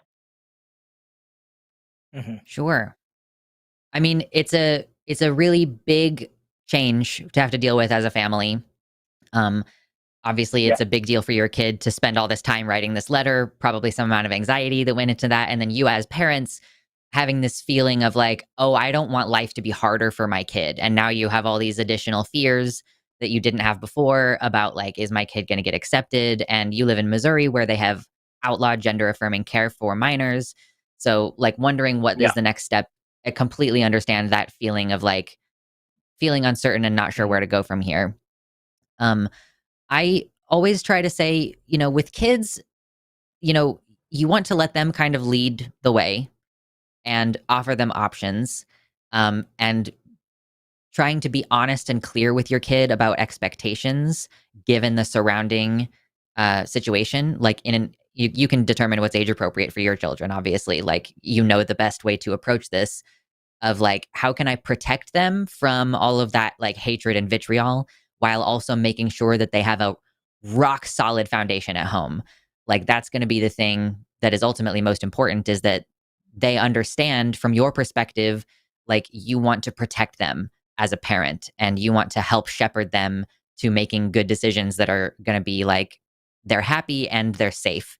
So if you're like, listen, I don't know if it's going to be possible for us to get you any kind of hormones, where we should start with this is we can absolutely call you by a new name and pronouns at home as a let's try this out kind of thing. And if they're interested in exploring the haircut, that's another really easy one. If they want to try a different outfit, if they want to wear Axe deodorant, like those are the really easy things you can do to try to just be like, we will get you what you need to feel good about yourself right now. And if this becomes a situation where you're more adamant in a year or two that medical intervention needs to occur, then we can explore other options. But it's going to require you to travel out of state with the way that things are right now. So I'll let Ben jump in. Yeah, that's a super rough thing. And yeah, I co-sign everything that Lux was saying. Like start off with that social transition, like even like Lux was saying, keep it at home at first, let them like get comfortable with the idea, like let them kind of figure out who they are. Yeah, try things that are reversible first. And then yeah, that next conversation is much more difficult because I would also exercise a lot of caution with engaging like with mental health and therapy and all that. Like, even though I just said everybody should get it, and I agree that your kid should also get it, but under the current circumstances, it's not as likely to find somebody affirming where you're at that would actually help the situation. And I don't want them to put things on a medical record that could be ultimately problematic for your child. So that's a case too where Yeah, and even that's looking definitely into what we're worried about. yeah, like looking into like more telehealth based services, because as long as somebody is licensed to practice in your state, they can still like reside somewhere else. And I know there are some good like telehealth, psychotherapy, and similar services. I don't know about cost. Like that's kind of a big thing to think about is like what's covered under insurance or what are you willing to pay out of pocket for. But kind of whatever you can get telehealth, it's probably going to be the safest option. But like that's going to be more the mental health side.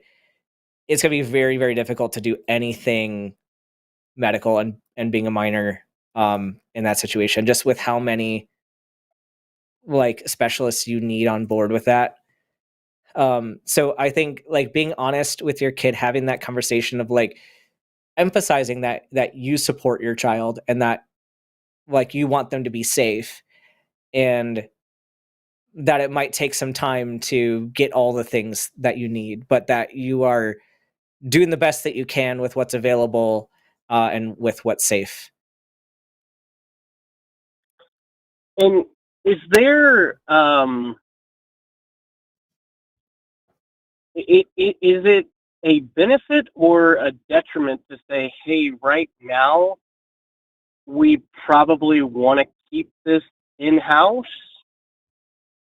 Or is it something that like it's more important to live your truth, everybody else's opinion be damned? You can let your child kind of lead on this too, depending on how did you say how old your child was? 16. 16. Okay. Yeah, I mean, so they can make the decision of if they want to take this out of the house or just keep it in the house, but like you can present both options and let them know that you are supportive of either one. Kind of the big thing is for their own personal sense of safety because they are more likely to get harassed out in public. And it's easier at home to say, I want to try on this name and things and not have anybody anchor on it. Like there are advantages to both sides. So I think let them lead on that and have that conversation with them and see how they want to handle it. But they're old enough that hopefully like they can have a bit more autonomy on where they want to like come out. And another question that I just have, because I was raised very conservative Christian. You know, I'm very red state. I came out of that a few years ago, but that stuff sometimes can still linger in your mind. And I think that some of my fears are probably from that upbringing. And I almost wonder, like, it's not a huge part, but there is a part that it's like, what if I'm,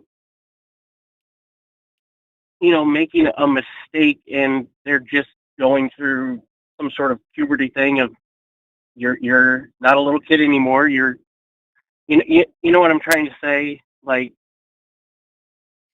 yeah, you don't want to support your kid in doing something that they may ultimately regret. Like, you would probably not right, sign yeah, off on your kid getting a tattoo, even though you can. Like, in many states, a 16-year-old can get a tattoo with parental consent, right? But you have to know your kid, right, and you have to know whether that decision is gonna bear through.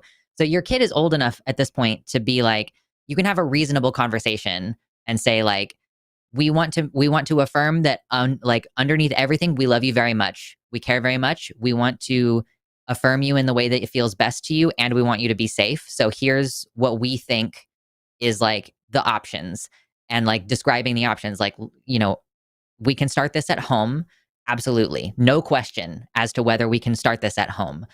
Whether you want to come out at school, do you want to get your name changed so that your correct name is on your diploma in 2 years, right? Like, those are all going to be, like, greater procedural things, like legal document changes and dealing with the administration at the school and everything, like making sure that they understand that that is an additional burden on them as they are entering their junior year in high school, I assume is about the age range that they're in. yeah, So, yeah, we're dealing with, like, what are we going to do after high school graduation? Are we going to go to college? Like, this is a period of time where there's a lot going on for them. So I completely understand the feeling of, like, you don't want to, send them in the wrong direction or anything.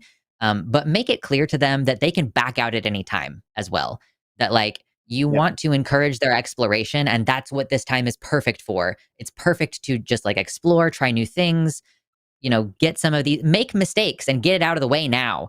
Like, if cutting your hair, if it turns out that it's like, oh my God, I'm going to have a meltdown and cry because I didn't know that short hair was going to make my chin look so fat. Like, I don't know. There's all kinds of unexpected issues that can come up. And so, like, making sure that it's like, it may be that you decide to walk back on this, whether that's because you legitimately aren't trans or is because, like, you do want to wait until the climate is more friendly to that conceptually. Yeah, just making sure that, they know that whatever outcome happens does not change how much you're going to support them or how much you're going to be there for them. And I guess, like, also try to make sure, because this is the last years of their childhood, basically, make sure that they also still have plenty of opportunities to have fun outside of the context of exploring their gender. Just make sure that, like, they still get to go bowling and do dumb shit on the weekends, before the full weight of it settles on them when they become an adult. Still, like, doing everything that you can to protect that for them, like, protect their childhood for them for as long as you can, I think is also something that is not talked about very much, but I think is really important for trans kids. right. Yeah, And are and there I do want to any? wait. Oh. Go ahead. No, you go ahead first, and then I can add my piece at the end if I need to. I was just gonna say, like, are there any resources that I can, or creators perhaps that I can kind of point them to that would kind of help them in that journey that maybe they may be aware of it or may not? I mean, there's tons of trans masculine people on YouTube. Mhm. Like, plenty of people who make content about, like, their transition. So it's like, 6 months on T, this is what I look like and this is what I sound like and stuff like that. I mean, I don't really know that there are very many now who are actively still doing that, but I know that a few years ago it was something that was more common. A lot of these people who are creators are just, like, not making transition updates anymore because they're very far in their transition. But, like, Ty Turner Right. had a lot of great videos. where he was, I mean, he still makes content, but like transition related content, and he's very wholesome as well. I used to make transition related content, although I don't anymore, but that's like from a non-binary perspective. So like YouTube is a big thing. There's a good chance that your kid has already been seeking out these things, and like, you know, probably they've also told a couple of their friends about it and everything. So I would not be surprised if they have already kind of been working on educating themselves on those things for them to already be at the stage where they're like writing you a letter. I would say actually ask your kid if there's any content they are watching related to being trans that you could be looped in on, expressing your desire to understand where they are at right now. I think could be a big, like a step toward, you know, expressing interest and making sure that they understand you're on the same page, you know, rather than you being like, here's a trans creator that I decided is a good one that you can check out, you know, if that makes sense. Yeah. No, that makes sense. Yeah, and I was just going to weigh in a little bit more on the medical piece, because since your kid is 16, like the options medically are a bit more kind of limited anyway, because you're far along in your puberty at that point.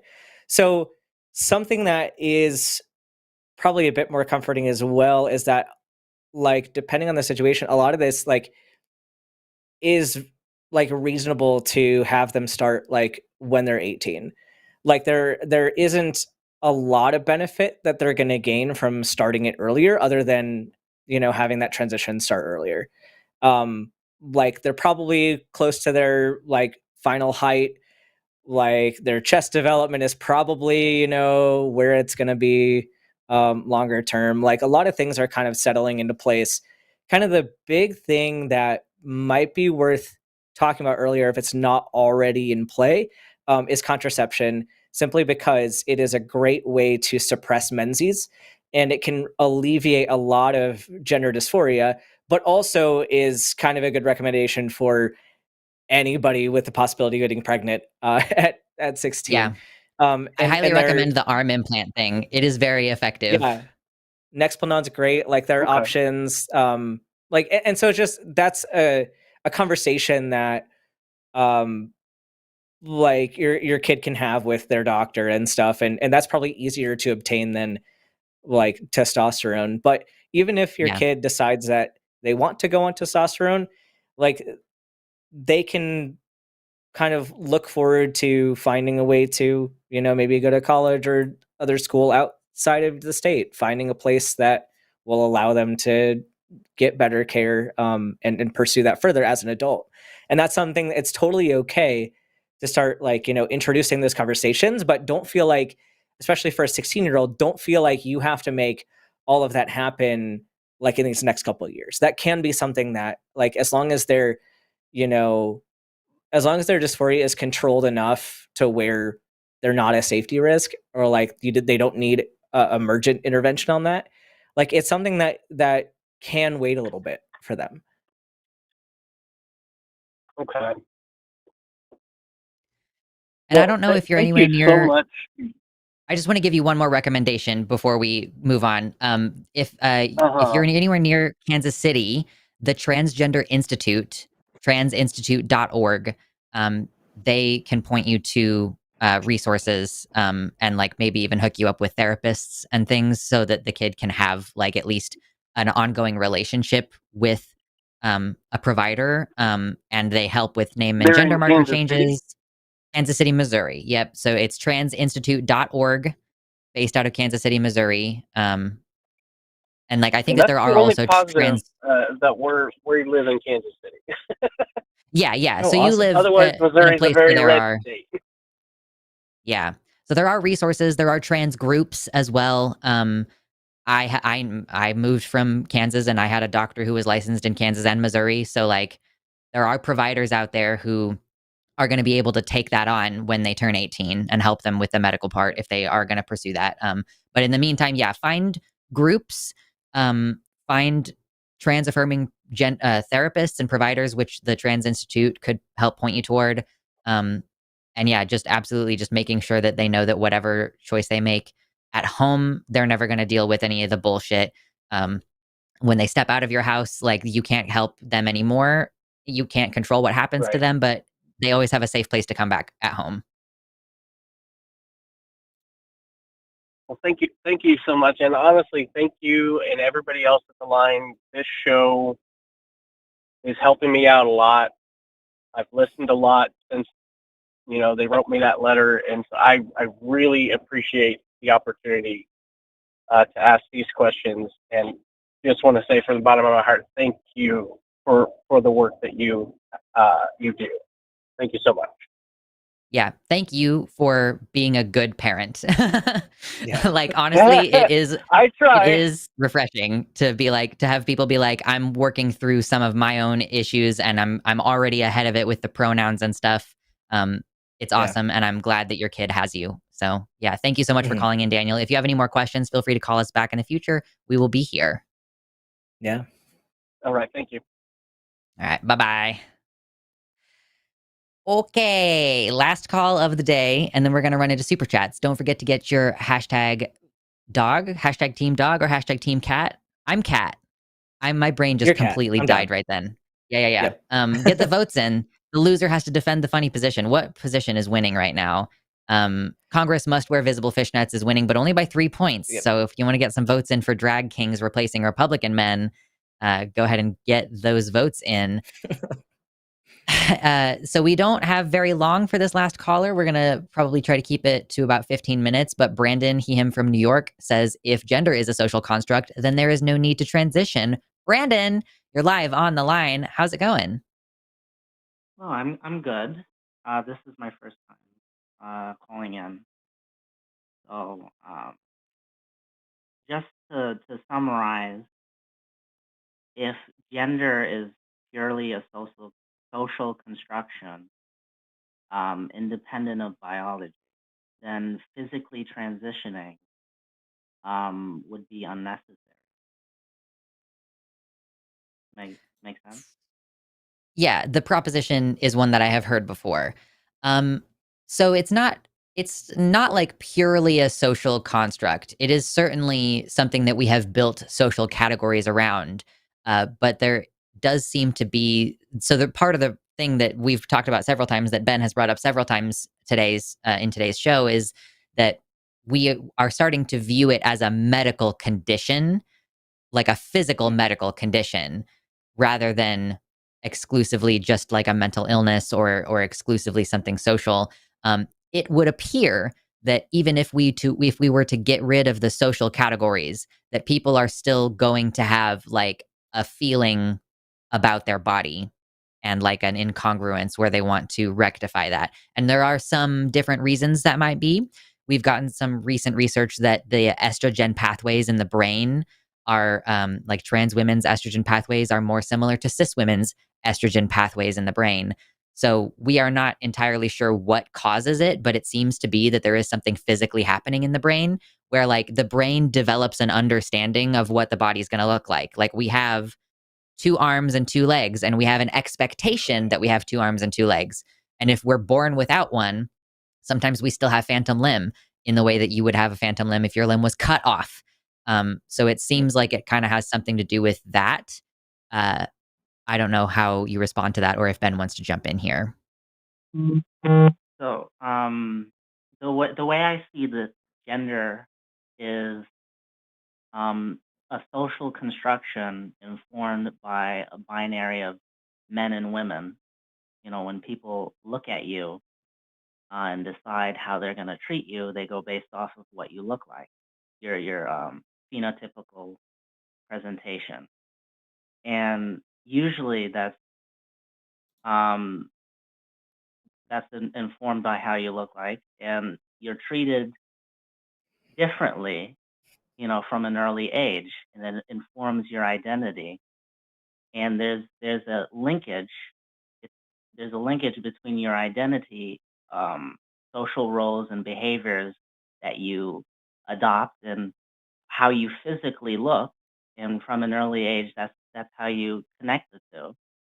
But I don't agree in the way that gender is viewed, that it needs to be that way. I think gender should be just like a personality, and it's not interconnected with your biology at all. Well, it should be, but the problem is that society does not work like that, right? Like you were just saying. Yeah. You just gave a case for why society doesn't work that way. And so, yeah, you have to kind of fit the mold, so to speak, in order to be recognized. But it reinforces that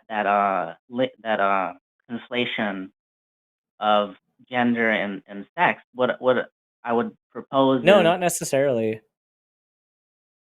you don't think Not necessarily, transitioning because based on what your no. gender is? No, because there are a lot of aspects of transition that nobody else needs to even know about. Like if I get a dick tomorrow, like most people aren't going to know that I have that.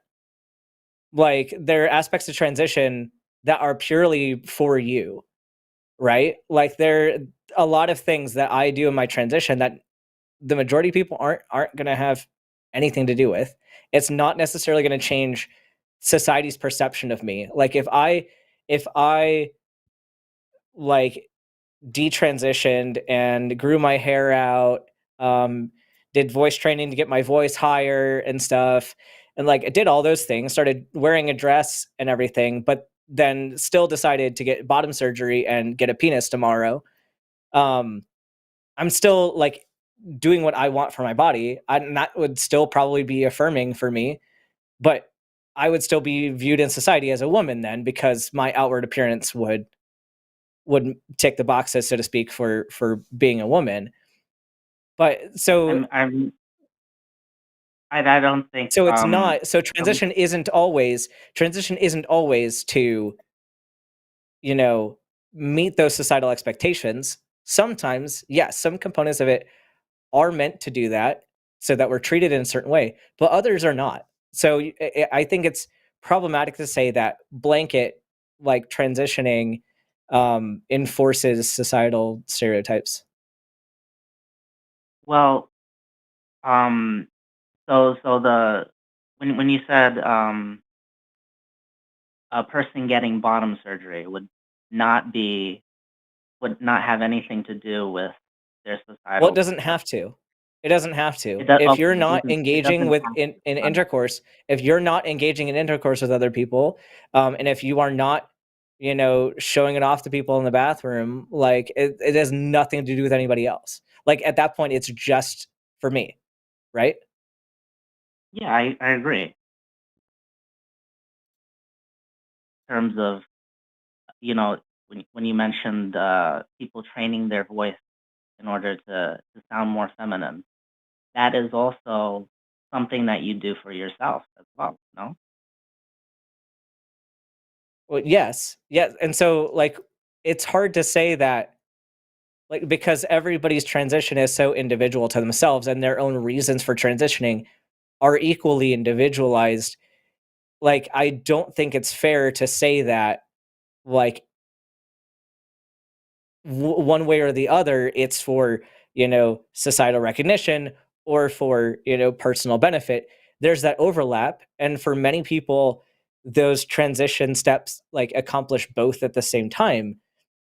But I don't think that undergoing transition necessarily means that they are doing it to fit in with the society around them. And Okay, it does but not mean that they're trying to have those stereotypes like be met. Right? There are a lot of yeah, people that intentionally break those stereotypes as well. So there are a lot of people who will intentionally have a mismatch because they want to push those norms. okay. So when somebody transitions, it's usually something physical, right?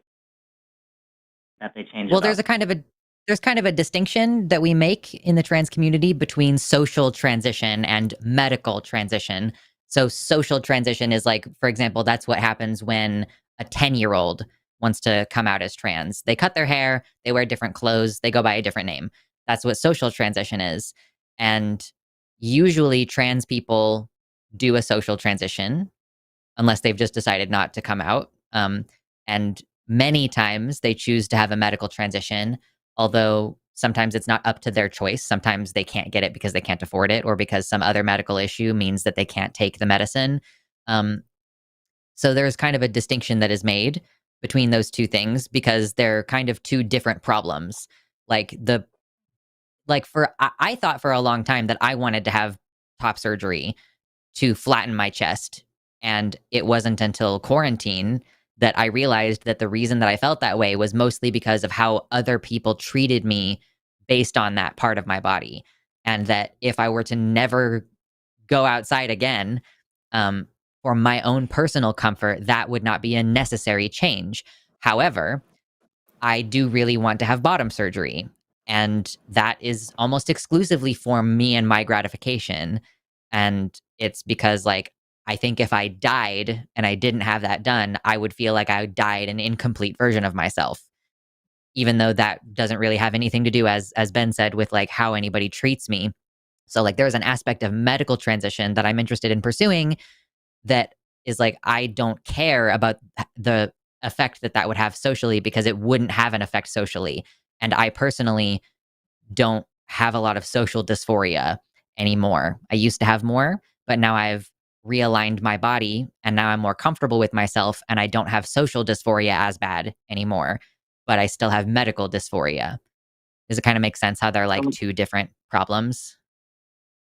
So it's because you associate with your gender identity with the biological sex of being I don't know what you identify as. No, it's because Being a male it's not it doesn't have anything to do with the gendered understanding, honestly. Like, I want to have a penis because the idea of being able to fuck someone with my own penis sounds incredibly validating and like affirming, and like that's a thing that I want to be able to do before I die.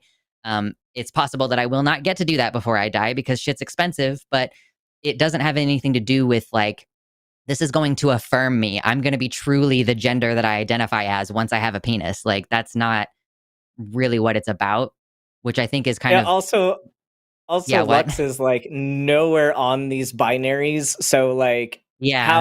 how would Lux affirming its gender in any way be related to like fitting into a particular sex? So he just so they just I don't know, but Lux just wants to have a penis because because Lux wants to. Yeah, it's okay Is to that what I'm getting from that? want your body to be a certain way. Like, you don't always have to have this super in-depth reason for why. Like, some people dye their hair brown because they feel like it. Some people dye their hair pink because they feel like it. Like, they're not trying to, convince the world that they were born with pink hair, but they want it. Like, it doesn't always have to, like, for some people they have a deeper sense of meaning behind things, and like some people do wish they were a cis man or a cis woman, but some people don't. Like, and this is where I say it's so individualized that making generalizations about what transition should and shouldn't be and what it does or does not mean in the grand scheme of things, like it's just so hard to pinpoint that because everybody's so different in their goals. Okay. So what I was assuming was that the identity that was imposed on you as a child is your conflation of gender being linked to sex, and when your identity doesn't I guess There's some feedback. fit. Just then. Yeah, that was really loud. Can you restate Yeah, what you were saying? Oh, so when your identity doesn't fit your socially opposed gender, you would conflate that with because you would associate it with sex. That's what I was assuming that was the case for all people with who were transgender or had transgender dysphoria or gender dysphoria. I mean, that's what I was kind of assuming. If that makes sense. I mean, it's related for a lot of people. Like, I don't think gender and sex are completely unrelated because part of the experience of being trans is going through a change of a lot of your sexed characteristics for a lot of trans people.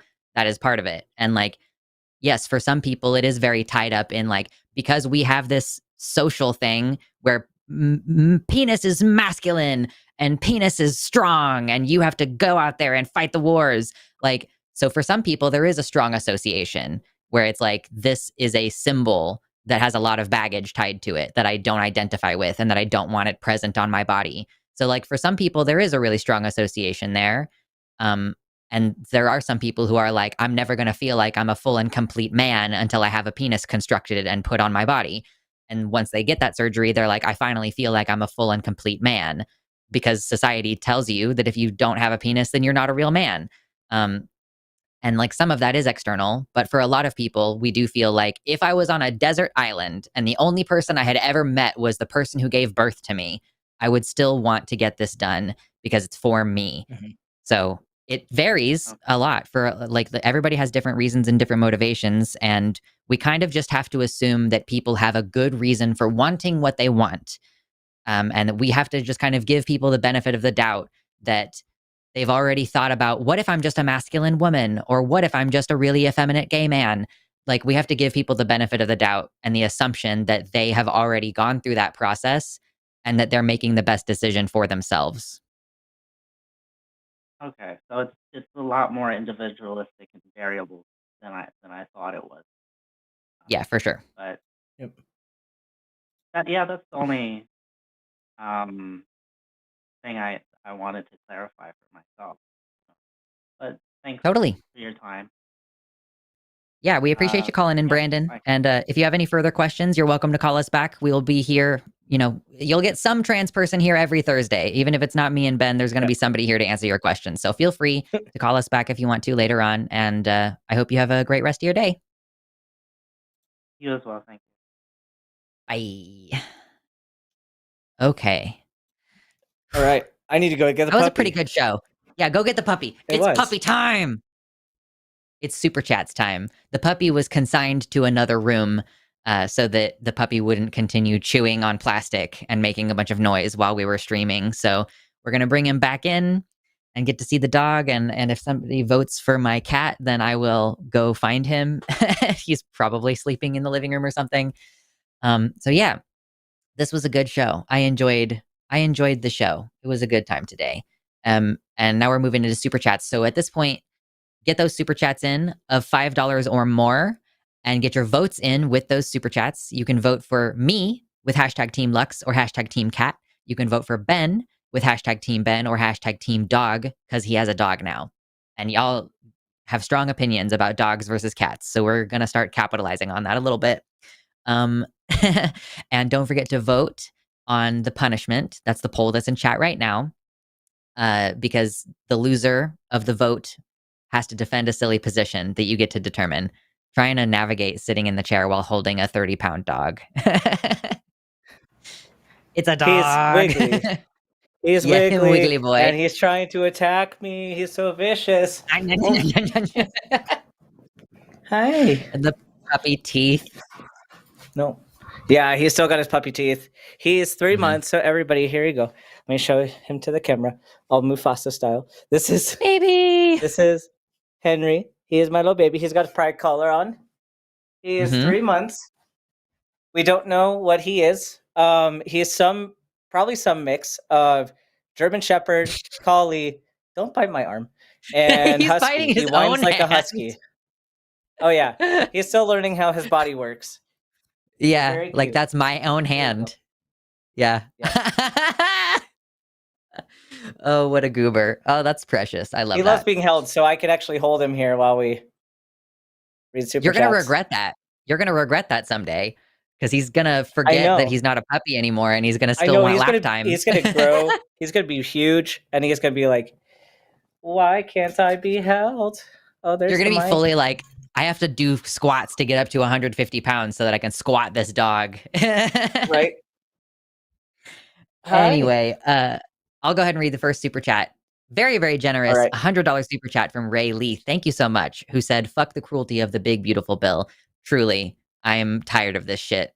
But thank you so much for your generosity. That does make a huge difference for us personally as trans people who are making money doing this right now, it makes a big difference. So thank you very much. We appreciate it. Yeah, we appreciate you so much. Henry appreciates you. Pay for Henry's $5 dog from food. Silver Twilight. Hashtag Team Pets. Whoever shows a pet on screen first upon reading this out gets 2 points. Well, it's not really how the voting works, but No, I'm going to take it as Arden. a vote for me, though. If gotta put the Arden counter allows it. Oh, there it is. let's go around. Like, yeah, 1 point or 2 points? One? I think one is fair. Probably One. one. Yeah, we did 3 points on one last week, but that was because they had donated like several times and forgot. Yeah. And so we were like, okay, in this one Okay. instance, we'll maybe let it happen. But Yeah, talk Yep. to the mic. You go talk to the mic. What is it? Lick, lick, lick. Gross. Yeah. All right, this Thanks one's for the- yours. Yeah, 10 pounds from Jessica. Thank you. Says, very disappointed in anyone who votes for dogs. I changed my profile pic to my baby Cookie to convince people cats are the cutest and bestest ever. And fuck you if you disagree. Hashtag Team Cat. Hashtag love you soon. Yes, I love that you've got the, wait, where is it? This way? You've got the picture of the cat up there. Very, very compelling evidence for Team Cat. Thank you. 5 Canadian from Quantum Chaos, voting for a host on a show where I love all the hosts makes me sad. But that said, hashtag Team Lux. Sorry, Ben. You're cool too. Don't be bad, please. It's okay. No hard feelings because, this is a dogs versus cats show and you just got to have your preferences. It's fine. It's true. Thank you for the 5 Canadian from Ayla Ursus, who said, I love dogs, but I prefer cats. So I'm going to have to go with hashtag Team Mitternacht. His name has been invoked. I'm going to go get him while you read the next one. What? You go whine at me. All right, 5 Canadian from Ayla Ursus. Another vote for hashtag Void Kitty. Yeah, tell me how you really feel. Henry is, wow, stop making out with me, you weirdo. But he's whining at the cat votes. He's like, why'd you not vote for me? I'm adorable. He is personally offended. It's the battle of the babies now. Yes. Mine is who you can barely viciously see. attacking me. No. So vicious. Is this one for me? This one's yours. Yep. $20 from Bobtail Trucker. Thank you very much for your generosity. No comment. We appreciate it anyway. $5 from June Urich. Look, I'm a cat bean, but I want to see the new puppy. Hashtag Team Ben. Henry appreciates it. I might have to put him on the floor because he is squirming. He is hyper. Yeah, my cat Don't wants put you on the down. floor. Absolutely. Come on, baby. There you go. $10 from You can stay in the Mud. room, though. Says, with everything going on, it feels a little foolish to be bent out of shape because I had to get my hair undercut to remove HRT-induced acute matting. Congratulations on getting a dog, Ben. Hashtag Team Lux. Ooh, yeah, that's annoying. Like having to get an unplanned haircut. That's never good. Yeah, that sucks. Trying desperately to escape. He's like, please stop.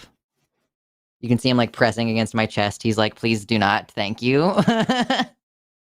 He went off to go chew on his puppy pad that he urinated on. So that's great. Good going. Love it. Yeah. $5 from Trinity Essex. Ray complained to me that they forgot hashtag Team Ben on their super chat. So here it is. That's some teamwork there, super chatting to get the vote in that you missed. We love the teamwork here, especially when it's in my favor. Yeah, totally. $5 from June Urich, who says gender, circa 1300, meant kind, sort, class, a class or kind of persons or things sharing certain traits. No, Ted, it's not a Gentile word for sex. All right, thank you. Appreciate the etymology lesson. Yeah, that's great.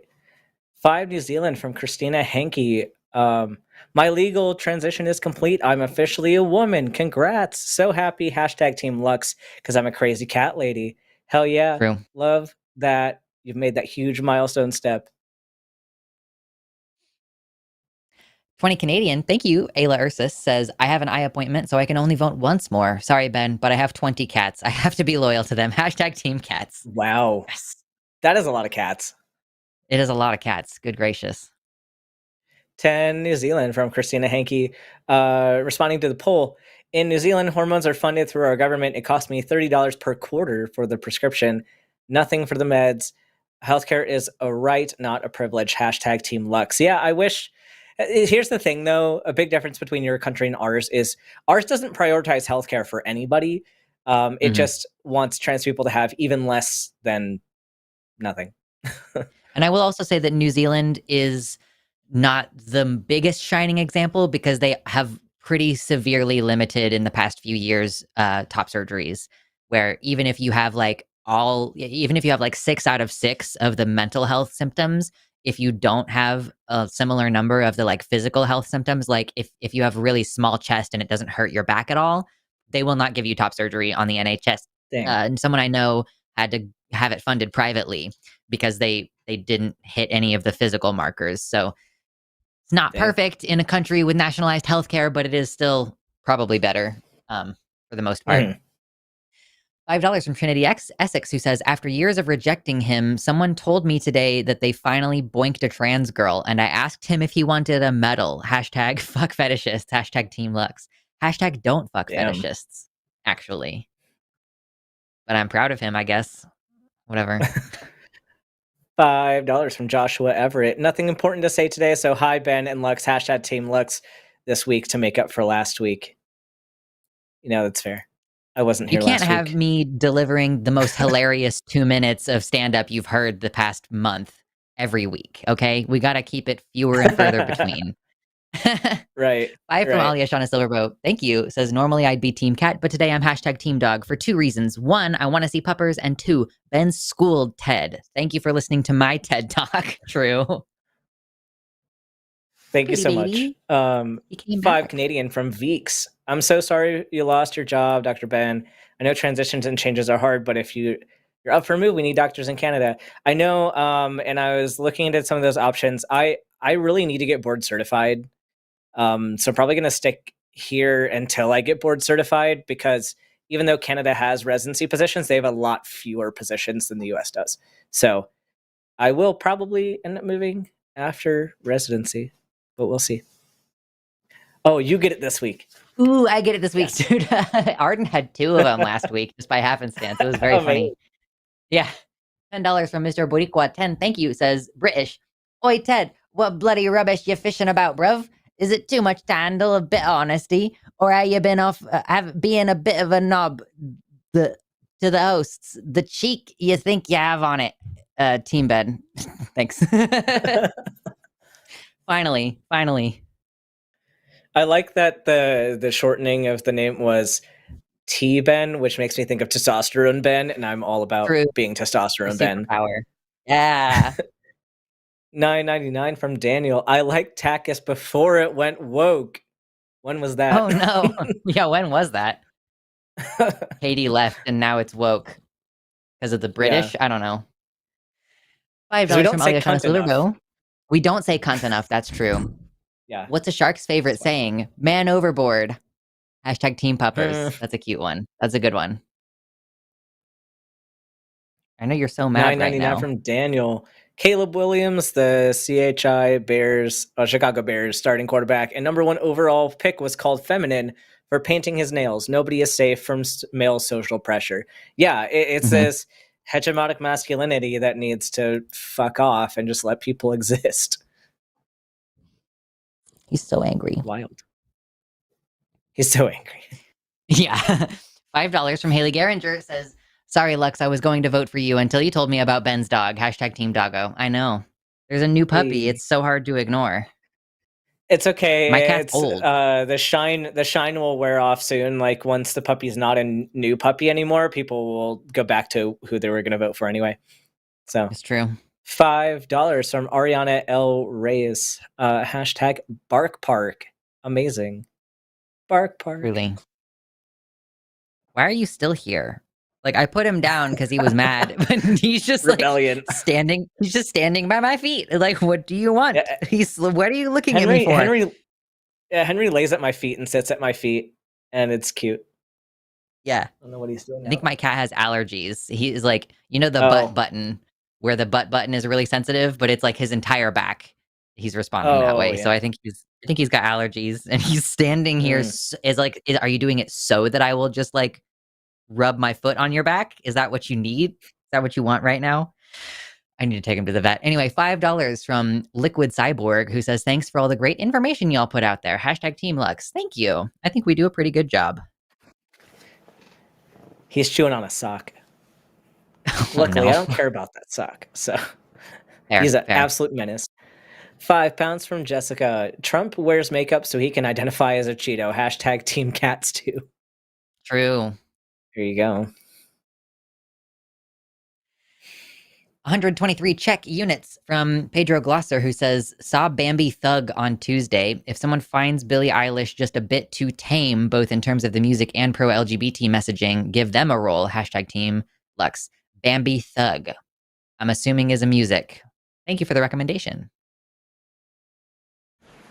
I don't know why he's whining over there. $9.99 from Danny Martz. If a trans woman has a well-groomed beard, it can be so they pass as cis, especially in these cases. Being socially accepted as trans is life-saving. Ask me how I know. Hashtag it was me. Hashtag Team Lux. Yeah, definitely. Everybody's got complex reasons for all of their gendered behaviors. $5 from Brother Araman says, as someone stuck in Florida, I have a trans friend who is struggling. I try to help when I can, but is there any groups you know that are active for help/volunteer? Yeah, I mean, you just have to like research it. I would say like you can ask on Reddit or whatever, but I know that like obviously the information might be kind of hard to find because of the level of persecution in Florida. So maybe some of this stuff is being sort of driven underground. You can always check out like a local college and see if there is an LGBTQ group on campus, and then like if they have any relationships with any other groups, or like, you know, earlier I was trying to help that guy from Missouri and I just looked up like trans therapists Missouri because I knew about the Trans Institute. I just couldn't remember what it was called. So you might just have to like Google around a bit there. Yep. Oh, now he's gonna lay down on my feet. $5 Canadian dollars from PDT. I was not trying to debate. Sorry to the chat and monitors. I just don't understand how anyone can say that the top male athletes are the same as female. It sounds like you need to do some studying. You're in the chat all the time, PDT. You got to call in eventually because I can lay this out. Like, again, sports funding is a greater predictor of sports outcomes than testosterone. So until we have equal funding for male and female sports, we need an entire generation. So we would have to completely change everything today. And then in 20 years, we would have accurate information about whether men and women can perform against each other. So like, and again, your statement is not specific about what sport you're talking about, because that makes a big difference as well. Like there are certain sports that trans women are the same as men biologically, and they're not. Yeah, it's wild. Yeah, just call in PDT. Yep. $5 from Moonquaker, thank you, says Aliashana Silverbow. Thank you. Your jokes kept me up all night laughing. Once so hard, my neighbors actually heard me. Hashtag Team Kitty Kitty Mew Mew. True. That is what they say. $5 from Kai Snowden.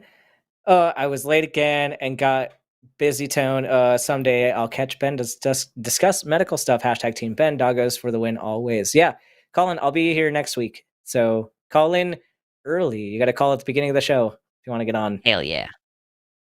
$10 from Kai Snowden says, hashtag Team Doggo deserves 2 supers. I know the schedule is largely unknown, but if Ben has a tentative next show, let me know. P.S. I will spam to ensure Team Doggo wins. Yes, you can catch Ben next week. Yes. And also thank you for extra dog votes. Because he's eating my socks, and maybe I need super chat money to buy new socks. True. $5 from Aliashana Silverbow. My boss said, dress for the job you want, not the job you have. So I went into work as Batman. Hashtag Team Doggo. Classic. What are you doing? I just heard a thud on the ground. I was like, what is he I heard throwing it too. Yeah. $5 from Jason Jones says, I am 100% here for the weird stuff. You mean weird stuff like closet goblins and bookshelf elephants in the kingdom of the forest? Hashtag Team Cats. Yes. I don't understand anything you just said there, but yes.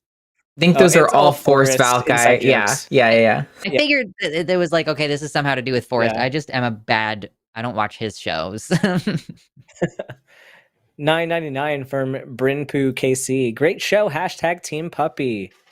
We are closing the gap. Close the gap. Tis true.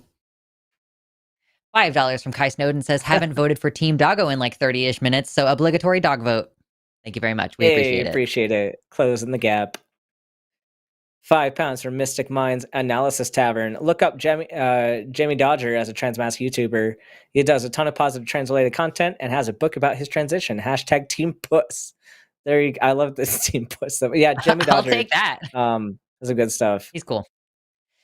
Yep, still very wholesome. Post good content. I just saw one that was like a YouTube short of him being like, yeah, trans guys after they get top surgery, and it was just him walking in and out of frame with different outfits and like kept coming back to the same outfit and like undoing one more button on the shirt, like to make sure it's like, is this showing off my chest enough? Yeah, good stuff. Love it. $5 from Melatonin Ale says, I'm so late, crying. My last meeting really threw me off, but I'll catch the replay. Hearts. Anyway, # Team Lux. Yes. No worries. We appreciate you anyway. 50 units from Adam Helt. How to explain gender identity to people who have never had to question theirs, myself included, as we take it as a given / natural. # Team Zerba. Is that? That is another Forrest Valkai inside joke, so it's a vote for no one. Yeah, vote for it. Yeah, that's for nobody. But yeah, explaining gender identity. I mean, there are a lot of analogies out there that you can use.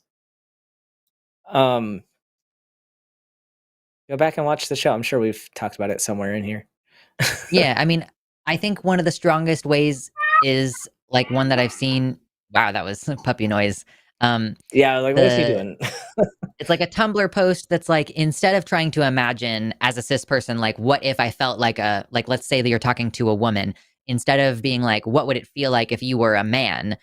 Like if you felt like a man, rather conflate it to being like, look, if you knew that you were a woman, but everyone around you was constantly telling you how much of a man you are, like, how would that feel? And just like starting from a square one. And like, I always think it's good to relate it to cisgender people's experiences of gender dysphoria. Like, yeah, if a woman starts to grow a mustache, that usually causes distress. That distress is the same feeling that a trans woman has about her facial hair. We are not aliens. We are all experiencing similar things on a spectrum. That's my opinion. 15. Well said. That's a unit that has something to do with Malaysia, I think. From Fishy Cerno, who says, in medical side, hope you all won't end up like Malaysia. I miss my brother's doggo that passed last year. Hope you enjoy your new puppy. # Team Doggos. Yeah, isn't Malaysia like still pretty actively like anti-gay and like super religiously intolerant? Yeah. Danger. $5 from Ariana El Reyes. # #PugLoves. Thank you so much for the vote. Canada $5 from Veeks, who says $5 just for Henry. Heart. My gosh. Rescue? Looks like some Dutch Shepherd or Mal in there. Heart. Obsessed. No vote. No vote. # no vote. # no vote. Yeah, no, but he is a rescue. I got him. So I had to put my cat down a couple weeks ago, and that same week the shelter was doing like this big adoption event, so I got him then. I'm so heartbroken about Sushi, but I'm feeling a little bit better with the puppy. Yeah, it mollifies it a little bit. Get a replacement pet. That was mean. I'm not trying to be mean. I'm sorry. No, you're good. $5 from Aliashana Silverbow. Why can't dinosaurs clap their hands? Because they're extinct. Also, dogs can't operate MRI machines, but cats can. # Team Puppy. That was a good one. That was good. $10 from Brent J. Ben, how far away do you think we are from women being removed from the military? Is there any resistance in the upper echelons of the services? Sorry for how the idiocy is affecting you. # Team Puppers. I don't think we're far off from them attempting something for women. Even like I could see them they're already trying to attempt to keep women out of combat roles. So I could see them being more aggressive with saying women can only serve in admin roles. But yeah, it's likely coming. Something that happened recently is that the Army unveiled plans that would change the requirements on the fitness tests, because currently there is a separate standard for men and women. And so they've eliminated the gender-based test, which means that all of the performers are going to be judged on the male criteria. And so this is their first kind of way to try to prevent women from excelling and getting into the military, we will see what happens when it fucking turns out that women can still hit those male markers, like when women are hitting those same things, because like you've just like created a lesser standard for them for some reason. So they will find a different way, but they are currently already doing things that are that are intended to limit females' ability to join the military without explicitly making it illegal for them to do so, because I don't think they're ready to test that water just yet. Which it's really Anyway. funny though, because the ACFT initially was supposed to be a gender neutral test. And then like after more research, like they ended up like bringing back the sex differences, and then they also made the criteria different, like based on your job. So it's like they're gonna try to do the stuff, but it's ultimately it's not gonna work out. They're gonna have a lot of problems with it. They're gonna lose like a lot more people because of it, and they're just gonna change the test to be different again. Because each branch controls their own fitness test, and like if it's completely impossible to achieve, then they're gonna change it. And one of the events that they actually took out was one that had like the biggest like discrepancy between like physiologic advantage or not, and that's like the ball throw. And honestly, that was the one thing keeping me from changing my gender marker, was that ball throw, and they took that out. So I think that they definitely are trying a lot of that stuff, but like they're gonna learn that they're not gonna be able to keep any of their people, and they're gonna dial back on it, I'm sure. So we'll see. Yeah, or people are just gonna pass Canadian. it, and yeah. Thank you, Kim, who said, good show today. Hashtag Team Lux, hashtag Team Cat. Thank you very much. We appreciate that. 5 Canadian from Quantum Nachos. Okay, that's a cute fucking pupper. I'll cancel my vote out. Hashtag Team Doggo. Closing the gap. Appreciate it.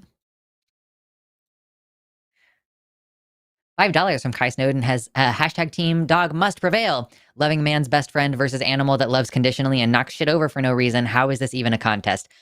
I'm not standing for this cat hate. You're also talking to somebody who is a cat person who just got a dog recently. Yeah, I like and it's both. Like this cat is so annoying because he constantly wants my attention. You're trying to say, oh, a dog loves unconditionally. Tell this asshole that he's not supposed to love me unconditionally and that he needs to leave me the fuck alone and not want my attention constantly all day, every day. All he wants is to be in my lap at all times. Anyway. Cats love unconditionally. They just set boundaries. Dogs have no boundaries. Yeah. It's true. Hi. Yeah, no, and my dog will knock things over as well. Capriciously. But he's also eating my socks. So my cat never ate my socks. So, but she was also a bit older. $5 from Marceline. Cats are the best. Sorry, Henry, but hashtag Team Dr. Ben for doing the show today and killing it today. Thank you so much. We're gonna be a standoff for a while now. It's happening. 10 Canadian from Funk says Hoyle can't with the doggy, won't Flamiel. Oh, nice puppy boy. Groin Lavin. Hashtag Team Ben. I think that we are slipping into another language or something. I don't know what's happening. Yeah, there, a little bit. But I have cast another spell on behalf of the chat. $5 from Frandapie. Team Ben, hashtag Team Lux, hashtag Team Voidcat. You have to say pretty funny. With a voice. Yeah, you have to lower your voice. Yeah. I love how they said Team Ben, but they were like, let me make sure hashtag Team Lux. Like, okay. Yeah. $9.99 from Jason, who says hashtag Team Ben, hashtag Team Puppy, hashtag Team Sock Menace. True. It's true. Yes, the Sock Menace. $5 from Kaya Snowden, hashtag Team Dog 5. I'm out of comments, just keeping my word, Fair enough. We appreciate it. Henry appreciates it. $20. Thank you from Mr. Buriquaten. Oh, okay. I've gotten another one. Oi, Lux. I spot my Void Kitty. Hashtag Void Kitty. Void Kitty is a very cute little cheeky. So. I just want to squeeze both little fur kids and rock back and forth while squeeing with joy. Cuteness overload. XX. That fell apart. and turned Southern somewhere in the middle there. I don't know what happened. It's really hard to read and talk at the same time when you're like trying to understand what the words are in real time. Yeah, right. Exactly. 10 euros from We appreciate it though. Kami. I'm sorry, I'm butchering everyone's name. Kami. Kami. Thank you. Hey there, greetings from Germany. Severely disabled trans woman here. I love your show and would like to call it at some time, but I can't afford it. If there's an internet call opportunity, let me know. We have a web believe caller. There is. We do have a web link caller. in the description. You can call in on the web for sure. Love to hear from you. Yeah. $5 from Kai Snowden, Team Dog. True. You're just saying true now. Yep. 5 euros from Kami. I don't have anything to say. To all of the world, stay strong, fight on. Thank you so much for the motivation. Yes. It might actually be Kami. I was like Kami as in like Japanese for God. I don't know. We'll figure it out. $5. We will figure it out someday. Yeah. $5 from Jamnico6. Team Sushi Cat. Sorry for your loss, Ben. Indeed. Thank you. I'm heartbroken, but yeah. $5 from Melatonin Ale. I have 3 cats and 2 dogs. Getting love from a cat. Death feels more special. Team Cat. Sorry, Dr. Ben, about sushi. Thank you. She was a menace and adorable. She was an absolute menace, and she sums adorable. It up. Yeah. Yep.